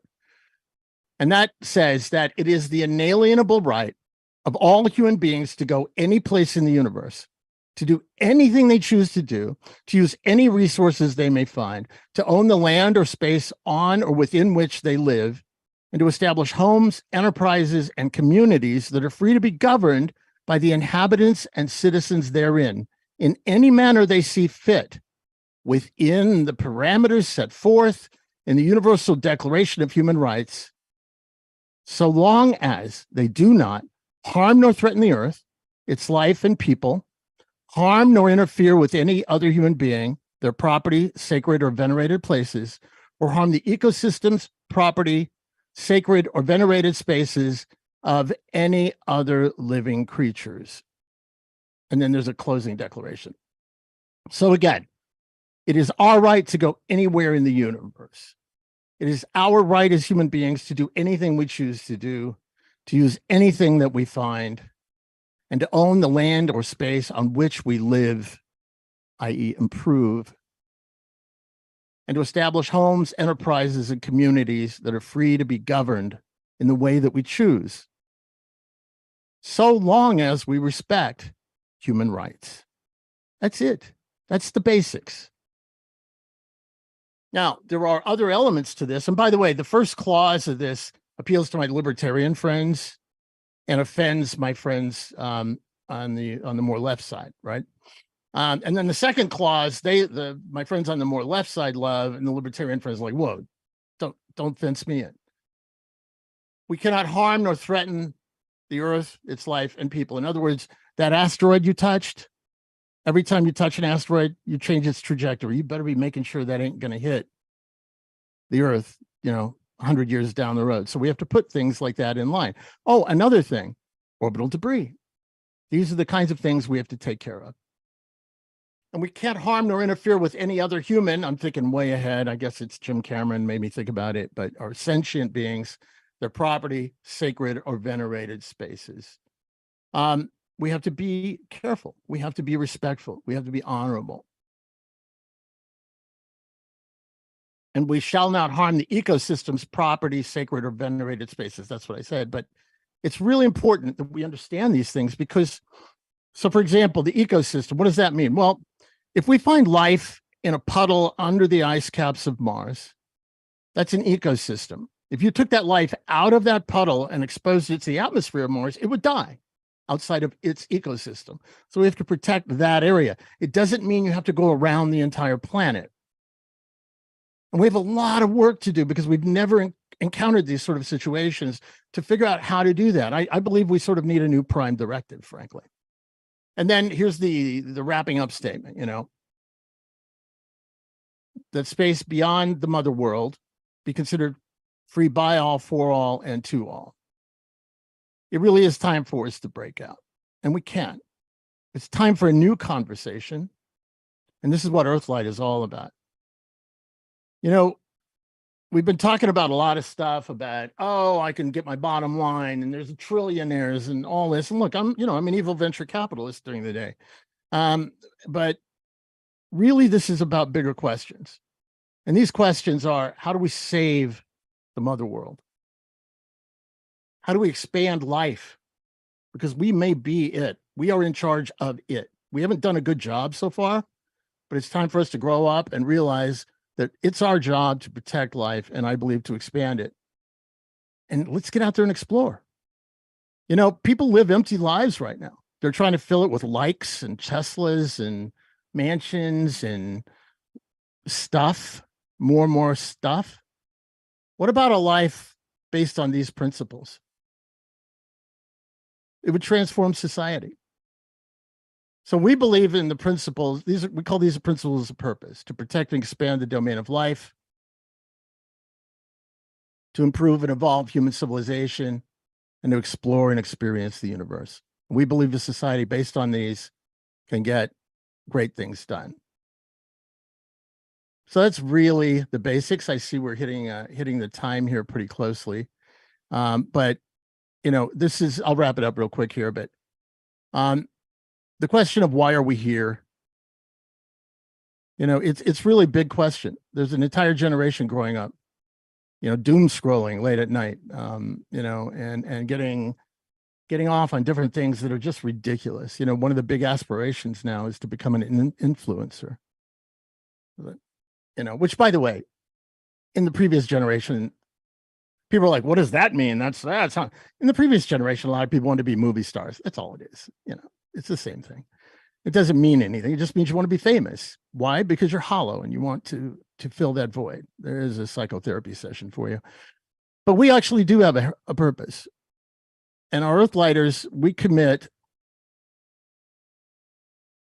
to this purpose: to protect and expand, as I said, the domain of life, to improve or honor and evolve human civilization, to explore and experience the universe. And this time we go together. This time we go as a family. You notice I've got an AI in there. Hey. And this time we're not going to take it from anybody. This time we get to give it to everybody. The question is, why do you want to go? Why do you want to go? We all have our own reasons. If we can work within the parameters of something like the Declaration, where we can all respect each other's rationales and reasons, then let's go. It's not about plundering and pillaging this time. To wrap this up, I want to point out I want this image to maybe be in people's heads. We're standing on the edge of this frontier. The frontier represents the unknown, the difference between the where you are, the safety of the known, and the unknown. Living in that place, that place where you leap from the safety of the known into the risk of the unknown, is where life is. That's where life is. That's where adventure is. When you ride a ride at the at the carnival or whatever that you've never taken, when you hop in a race car, or you try a new skill, or try out your language skills when you're visiting, when you reach across to try that first kiss with your potential partner, all of these areas of risk are where life is, because the moment before you are just living, the moment after you have lived and begun to move into a new realm of being. Imagine an entire society that lives in that place. That's why we need to open the frontier. That's why the work of Foundation for the Future and other groups like this is so, so utterly important, because we have to win the hearts and minds of society. We have to get out there and make it happen, both at the same time. And it's so important. Right in front of us is this undiscovered country called the universe. And it is hubris on our part to believe that we are done when we live on less than a single grain of sand of all the deserts and beaches, as Sagan said. You know, there are more stars than there are grains of sand on all the deserts and beaches of the earth. And we're in a little tiny speck orbiting one of those. The hubris is on their side, not ours. We're the ones who are being pragmatic. We're the ones who are being real. So for us, it's about going, making things happen, getting things done, and enabling hope to rise again. You know, we are in a time where we are all broken up. We are going after each other, black and white, and right and left, and all of these things. Our cause, our domain of activity literally rises above them all and has the potential to bring everybody together as we do something grand. So why do you want to go? Well, I believe that we are here to go there. So, thank you. Thank you so much, Rick. That was an incredible presentation. Loved hearing from you. I think often when we think about sustainability, which, as you know, is the top of our conversations for the future today, we think about it in terms of how can we protect the assets that we have in space right now, the way that the space economy looks right now, the plans that we have in the near term to explore, like you mentioned, the Artemis program and some of these space station programs. But I appreciate that you're thinking about this problem of sustainability in terms of the long-term sustainability of our future in space, and of the human presence in space and the reason that we go. I think it's important as a kind of a guiding philosophy for the way that we push our technology forward. So I appreciate that. Thank you so much. I appreciate the chance to have this conversation, and thank you for being patient as I stumbled through something I hadn't looked at for several months. But anyway, great. It's been wonderful to have you. I think if we have one question from the audience, maybe I'll leave a minute here just so that we can have a chance to chat with you a minute, but otherwise we will move along. I have a quick question. If anyone else wants to override my questioning, please do, because I've asked a lot of questions today. Rick, you're hired. Anytime we need to talk to Congress or to a group of people, we're going to send you, because that was a very moving presentation and your charisma is highly appreciated. It's so nice to see you. So you said that policymakers are always behind the curve. And then you also said that we are making slow progress with Artemis and with the other laws that have gone into play, the 2015 Space Launch Act. And so would you say that we should keep trying to hit Congress, or should we just try to get to space and then break from Earth law once we get there? Oh, wow. Yeah.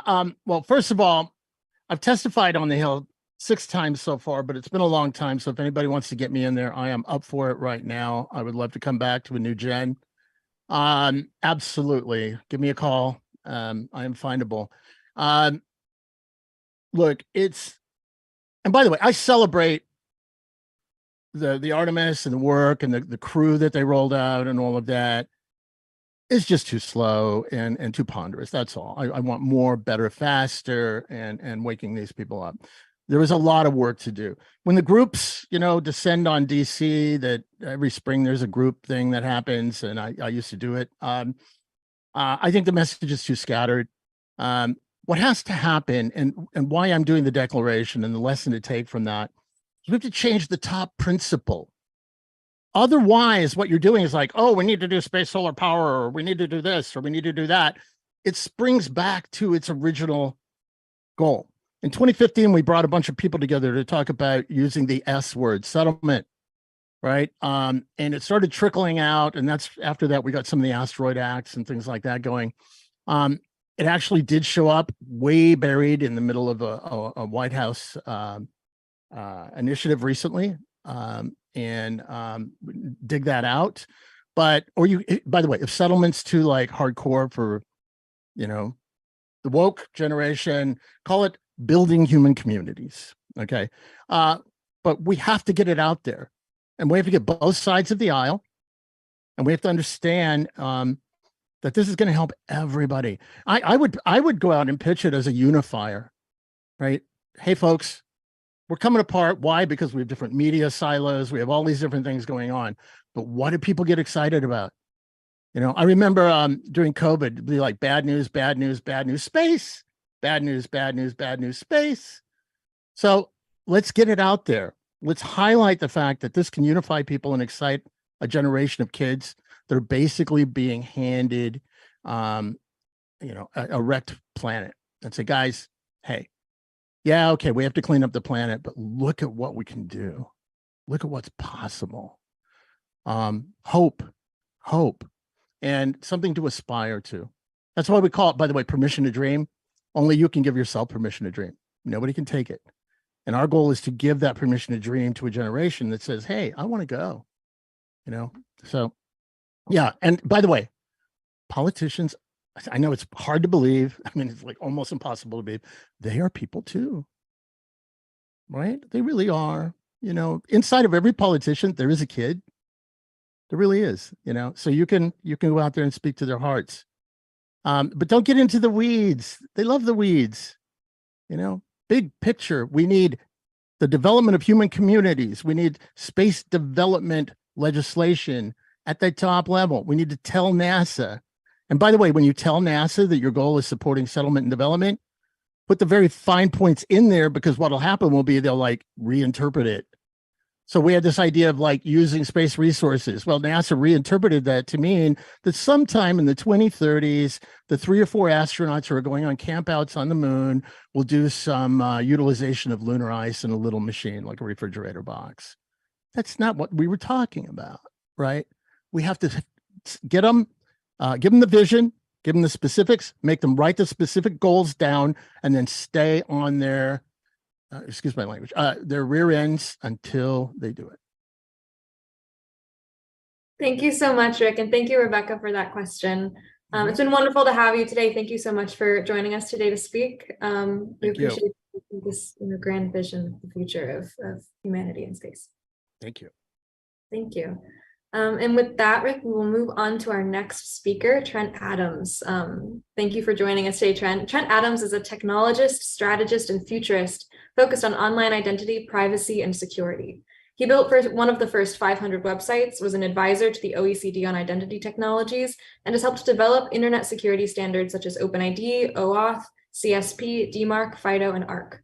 Meanwhile, he was in Star Wars: The Force Awakens, was a producer of the independent sci-fi film Norman, and earned 3 Super Bowl rings while an executive producer for the New England Patriots, my hometown team. He currently develops cybersecurity technologies for Proofpoint, is the executive producer for the space exploration media company Cosmic Perspective, and is on the board of the Analog Astronaut Foundation. Trent, it's wonderful to have you on here today. Hey, thanks. So yeah, that's going to be, by the way, following Nick's going to be a hard thing to do here. Yeah, so let me try to share something here. Let's see how this works, because sharing things is always fun. Because at least it gives you guys something to look at, right? I mean, isn't that the plan here? How's that look?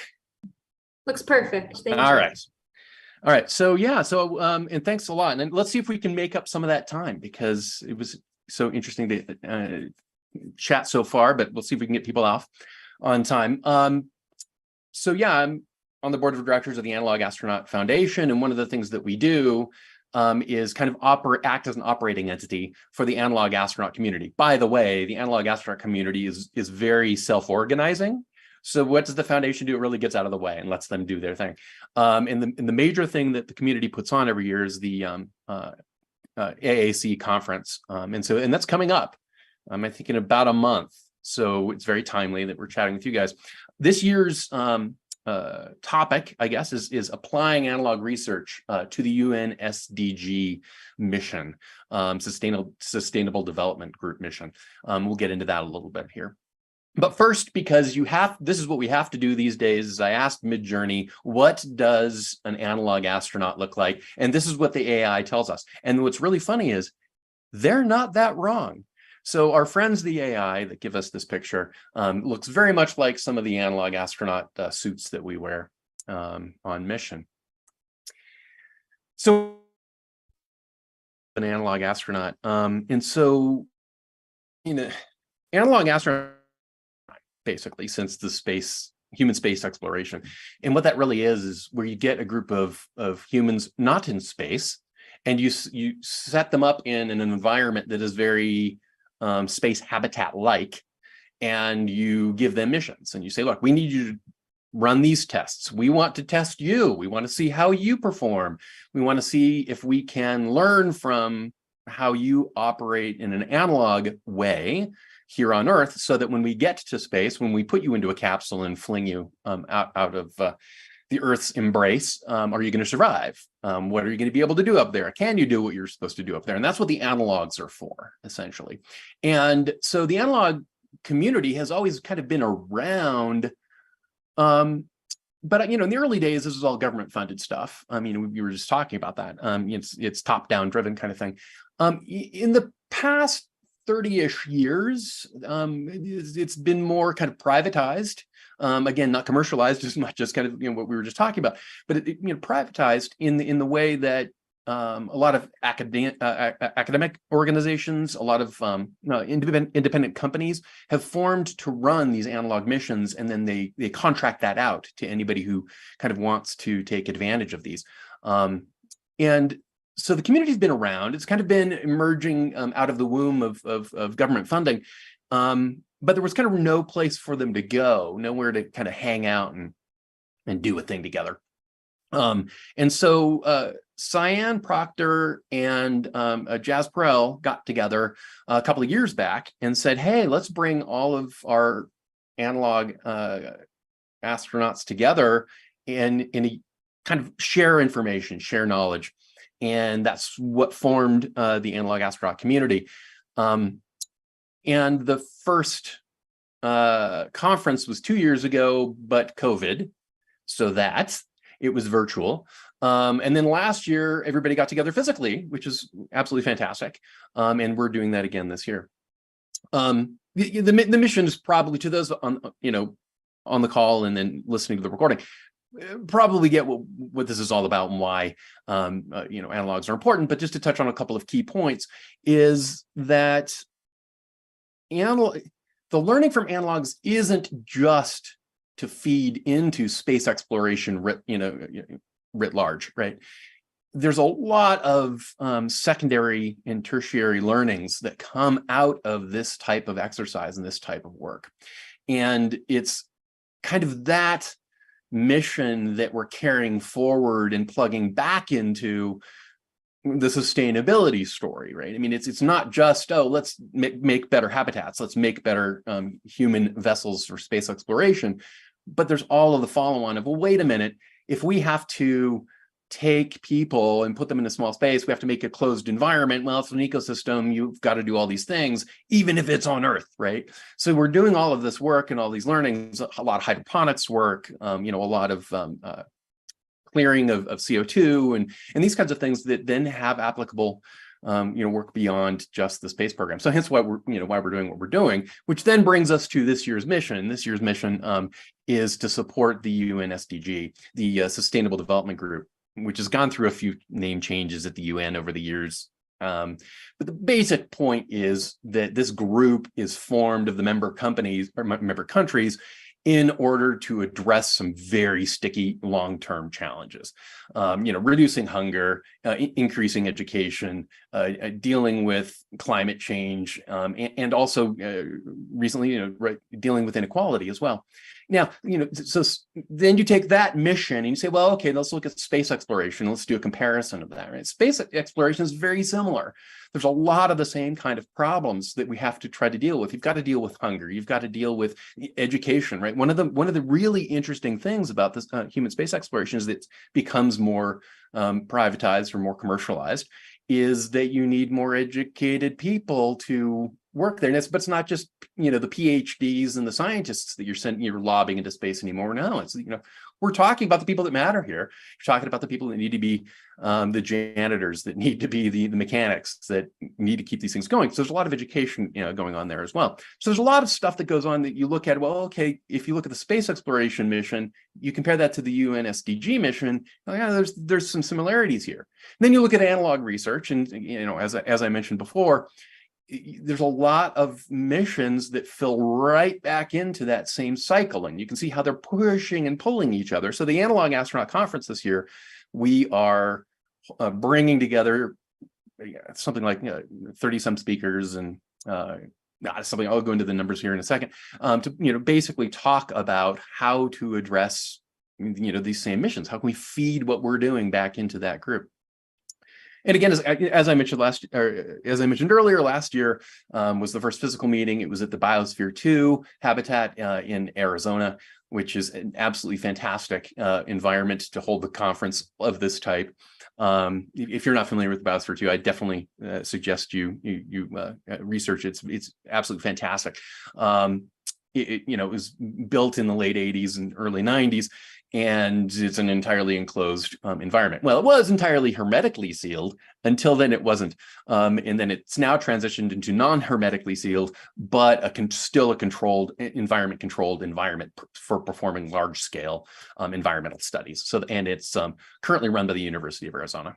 Absolutely fantastic place to be. So, at any rate, we come together, 3.5-day conference. This year, it's going to be May 4th through May 7th. Yes, May the 4th be with you, because there's another Star Wars connection. I think we had about 150 or so participants last year. We've got more than that this year. About 30 sessions and topics spread over the 3.5 days. Just about I tried to list a few bullet points, but there's not enough space on the slide to really give it justice. Researching again the topic of sustainability. We also are actually operating the first SAM mission. It is an analog environment that was set up at Biosphere 2 for analog astronaut missions. We'll actually be running the first one this year. They just finally turned the key and sealed it. And so we get to go in there on the first one, which is absolutely fantastic. And it's a diversity and inclusion mission. I mean, that's what it's about. The point of this mission is that the crew is highly diverse, and we've got quite an inclusive list of members, including, I believe, the first blind analog astronaut, which is absolutely fantastic. A whole bunch of other things that we'll be doing is, we're obviously sharing information amongst the analog astronauts about their missions that they've gone on, missions that they're planning, missions that they're soliciting astronauts to join. And then also there's a series of guided unconference sessions, which is basically when you bring this community together, you ask them, well, what do you need to do? What are you working on? How can we work together and help solve whatever that problem is? So there's a series of those sessions as well. Again, tons of people coming to talk. Again, here's a slide of some of them. There's many more, but undoubtedly this community here knows who most of these folks are, so I won't belabor their backgrounds, but it's quite the list of folks. But interestingly, as cool as that is, to hang out with, listen to, and talk with all of the speakers, because it's a very close environment. The most important thing really moves beyond pure information transfer from the stage to the audience.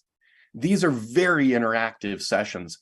And we've got this year, by the way, we do have multiple tracks running, which kind of makes me sad because I want to clone myself to be able to go to multiple tracks simultaneously. I apologize. We're not quite there with genetic engineering yet. But the great thing is that the sessions are small-ish. There's going to be multiple of them, and they're very interactive. There's a lot of hands-on kind of skills learning. One of the things that Trent Tresh brought to the party last year, which was a lot of fun, was his spacesuit that they're building for the SAM habitat. And I don't want to jinx it, but I think they may have it ready for our mission, our SAM mission, coming up here in May. Yeah, they're still trying to finish things up, but we'll see, because there's a huge Mars yard out there that right next to the HAB, so there's an airlock system, and you can actually go out in an EVA suit. Eventually, it's not there yet. They will actually have a gravity assist rig that you can go on that simulates different gravity settings in Mars, the moon, as you're going on your EVA, which is going to be absolutely fantastic. So, beyond that, there's just typical lessons learned, right? So people come back from mission and they say, well, we thought we were going to do it this way, and then this happened, and then this is what we learned from that. So there's all sorts of mission briefings about what's gone on in the past, as well as what's coming up in the future.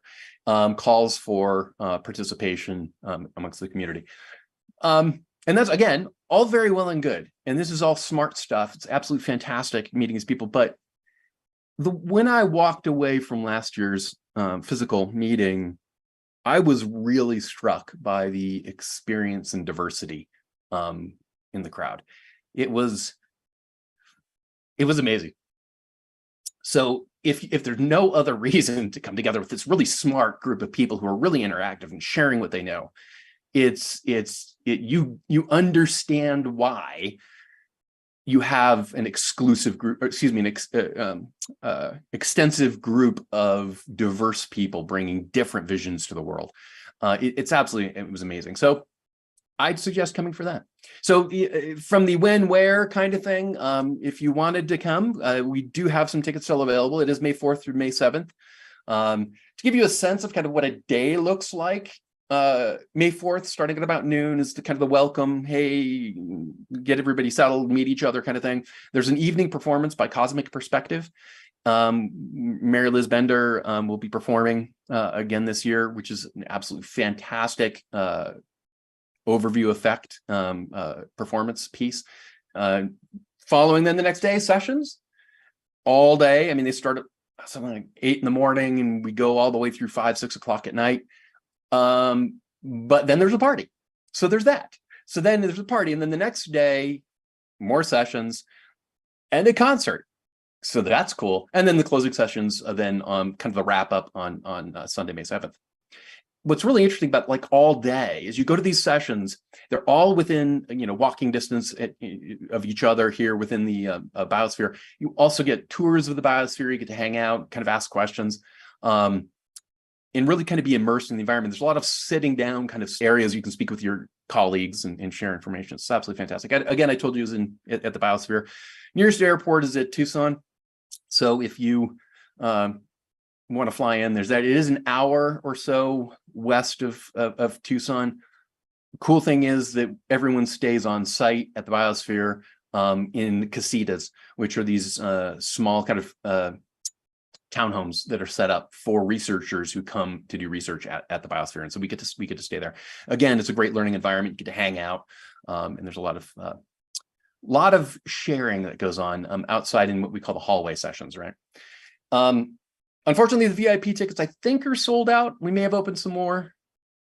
But at any rate, we did have some tickets, some VIP tickets available. You get to hang out, have dinner with the speakers and spend some real close quality time with them. GA tickets are still available. I think we have a few left, but they're going fast as we get closer here. So if you're interested, definitely hop over and take a look. And the rooms, again, you can share a room. Again, these are casitas, right? You can share a room for as little as $180. By the way, $180 isn't per night. That's for the whole party here. So it's just a weird, incredible deal. And meals are included. So you get fed 3 meals a day for the entire time you're there. So there's that. Oh, and I would be remiss in not mentioning sponsorship. If anybody is interested in sponsoring this amazing organization and this amazing conference, let me know. We do have some sponsorship opportunities still available. And then the URL here is at the bottom of the screen, analogastronaut.com. That's where you'll find all the information, how to buy tickets. The agenda is posted there. All the speakers are listed. Again, there's a ton of them. And so, flip through and see if you can find your favorite there. I think that's it. Look at that. I was supposed to leave 10 minutes left for question and answer, but we had a compressed time frame here. We got 5 minutes left. So if anyone has any questions about Analog Astronaut Community, Analog Astronaut Conference this year, our mission, or if you want to talk about Star Wars, I'd be happy to do that as well. Absolutely. Thank you so much, Trent, for that presentation. If anybody does have any questions, please feel free to unmute yourself and ask. I'm curious about this community in general. I'm curious how you see it connecting to this overall mission of expanding our presence in space and our sustainability in space. Yeah, it's a really fascinating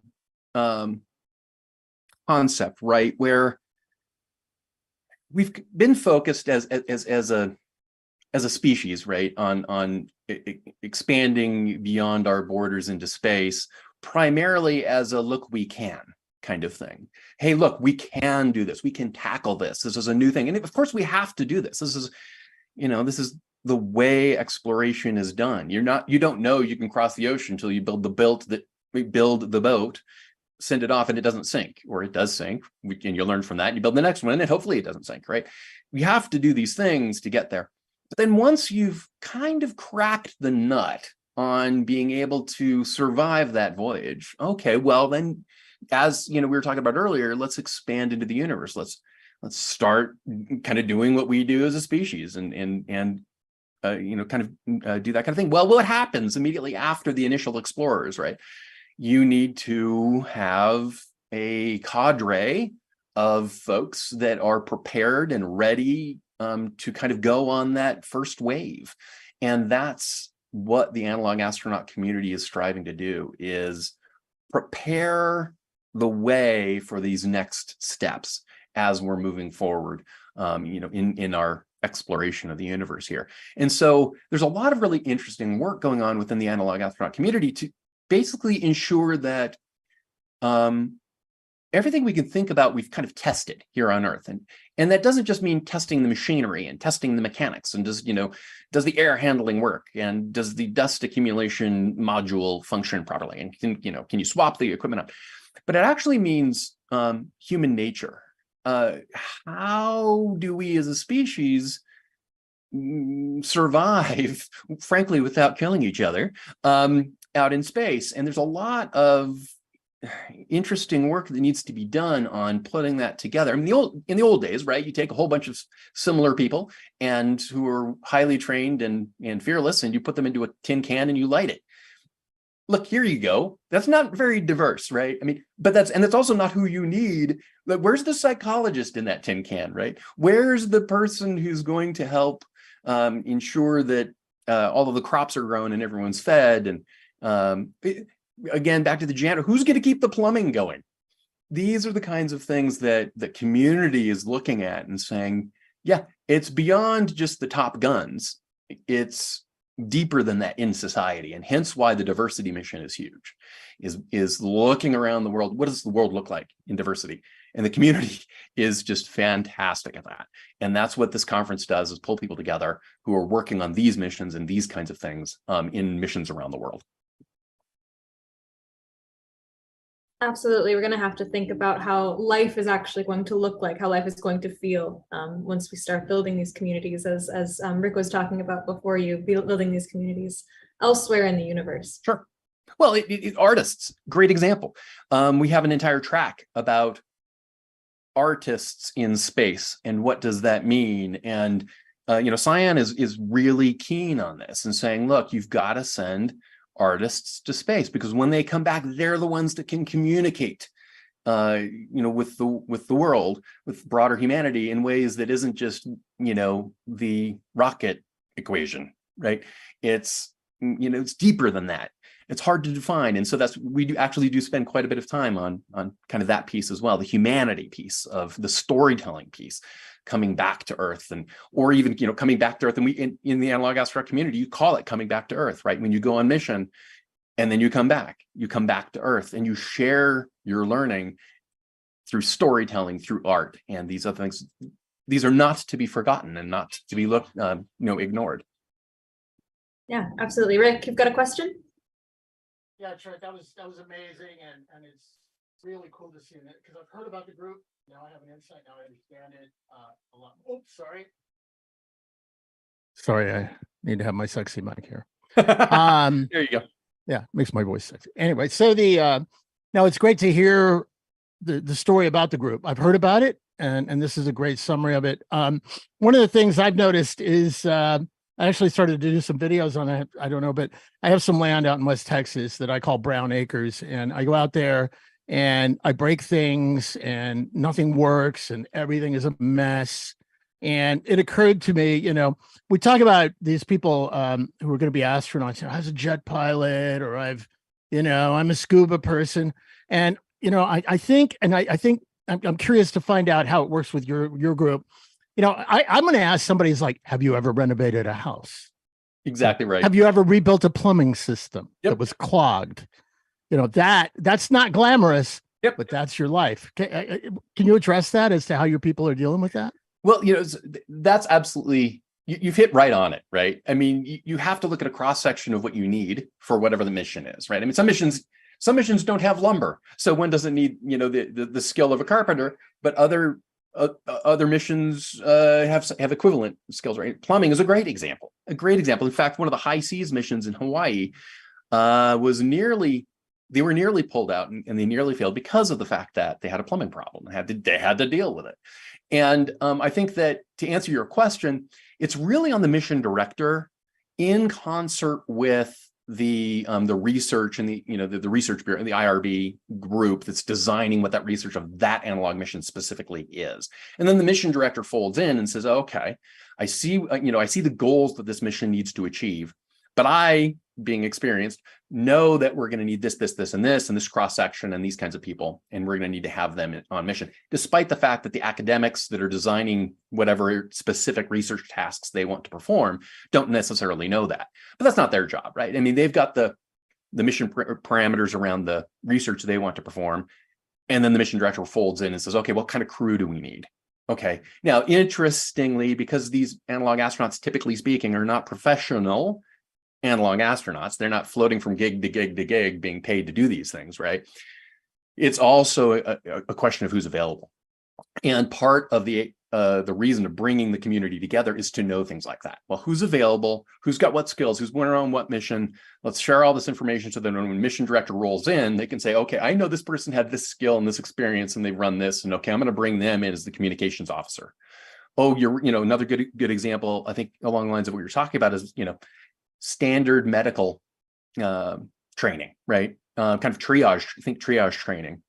Same kind of thing. The mission director needs, I need a medical officer. I need somebody on mission that can perform the standard kinds of things that you wouldn't want to pull somebody out of mission for, but you could address, and these kinds of things. So yeah, that's what the mission director does, is take a look at those kinds of things. And how does that get done? It gets done in concert with the research objectives, and the community that we've tried to help nurture here comes together and shares that information to hopefully support that. Now, if you look forward 50 years from now, it's very possible that this kind of thing is going to turn into a university of sorts, right? I mean, in fact, like Star Harbor here in Colorado, same kind of thing. You're setting up these training centers to kind of figure out, how do we get a pipeline of folks, through, who get to the other side. So there's a lot of learning that we're going to do here, but baby steps, right? I mean, you take the steps. You're doing an amazing job of kind of leading from the front and saying, look, this is where we need to go. I'm going to plant the flag and we're going to rally the troops. And this group is kind of sitting there going, okay, well, let's kind of prepare the troops, and see what we can do. So we're all working different pieces of the same story, I think. Absolutely. I think that's a wonderful place to end off today. Thank you all to all of our speakers and to everybody who tuned in to listen. And thank you, Trent, for that presentation. It's exciting to see what you're working on at Analog Astronaut, and best of luck at this conference next month. Thank you very much.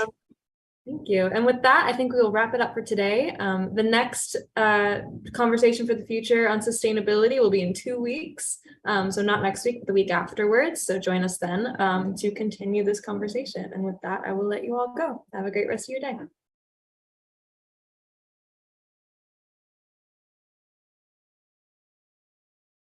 Recording stopped.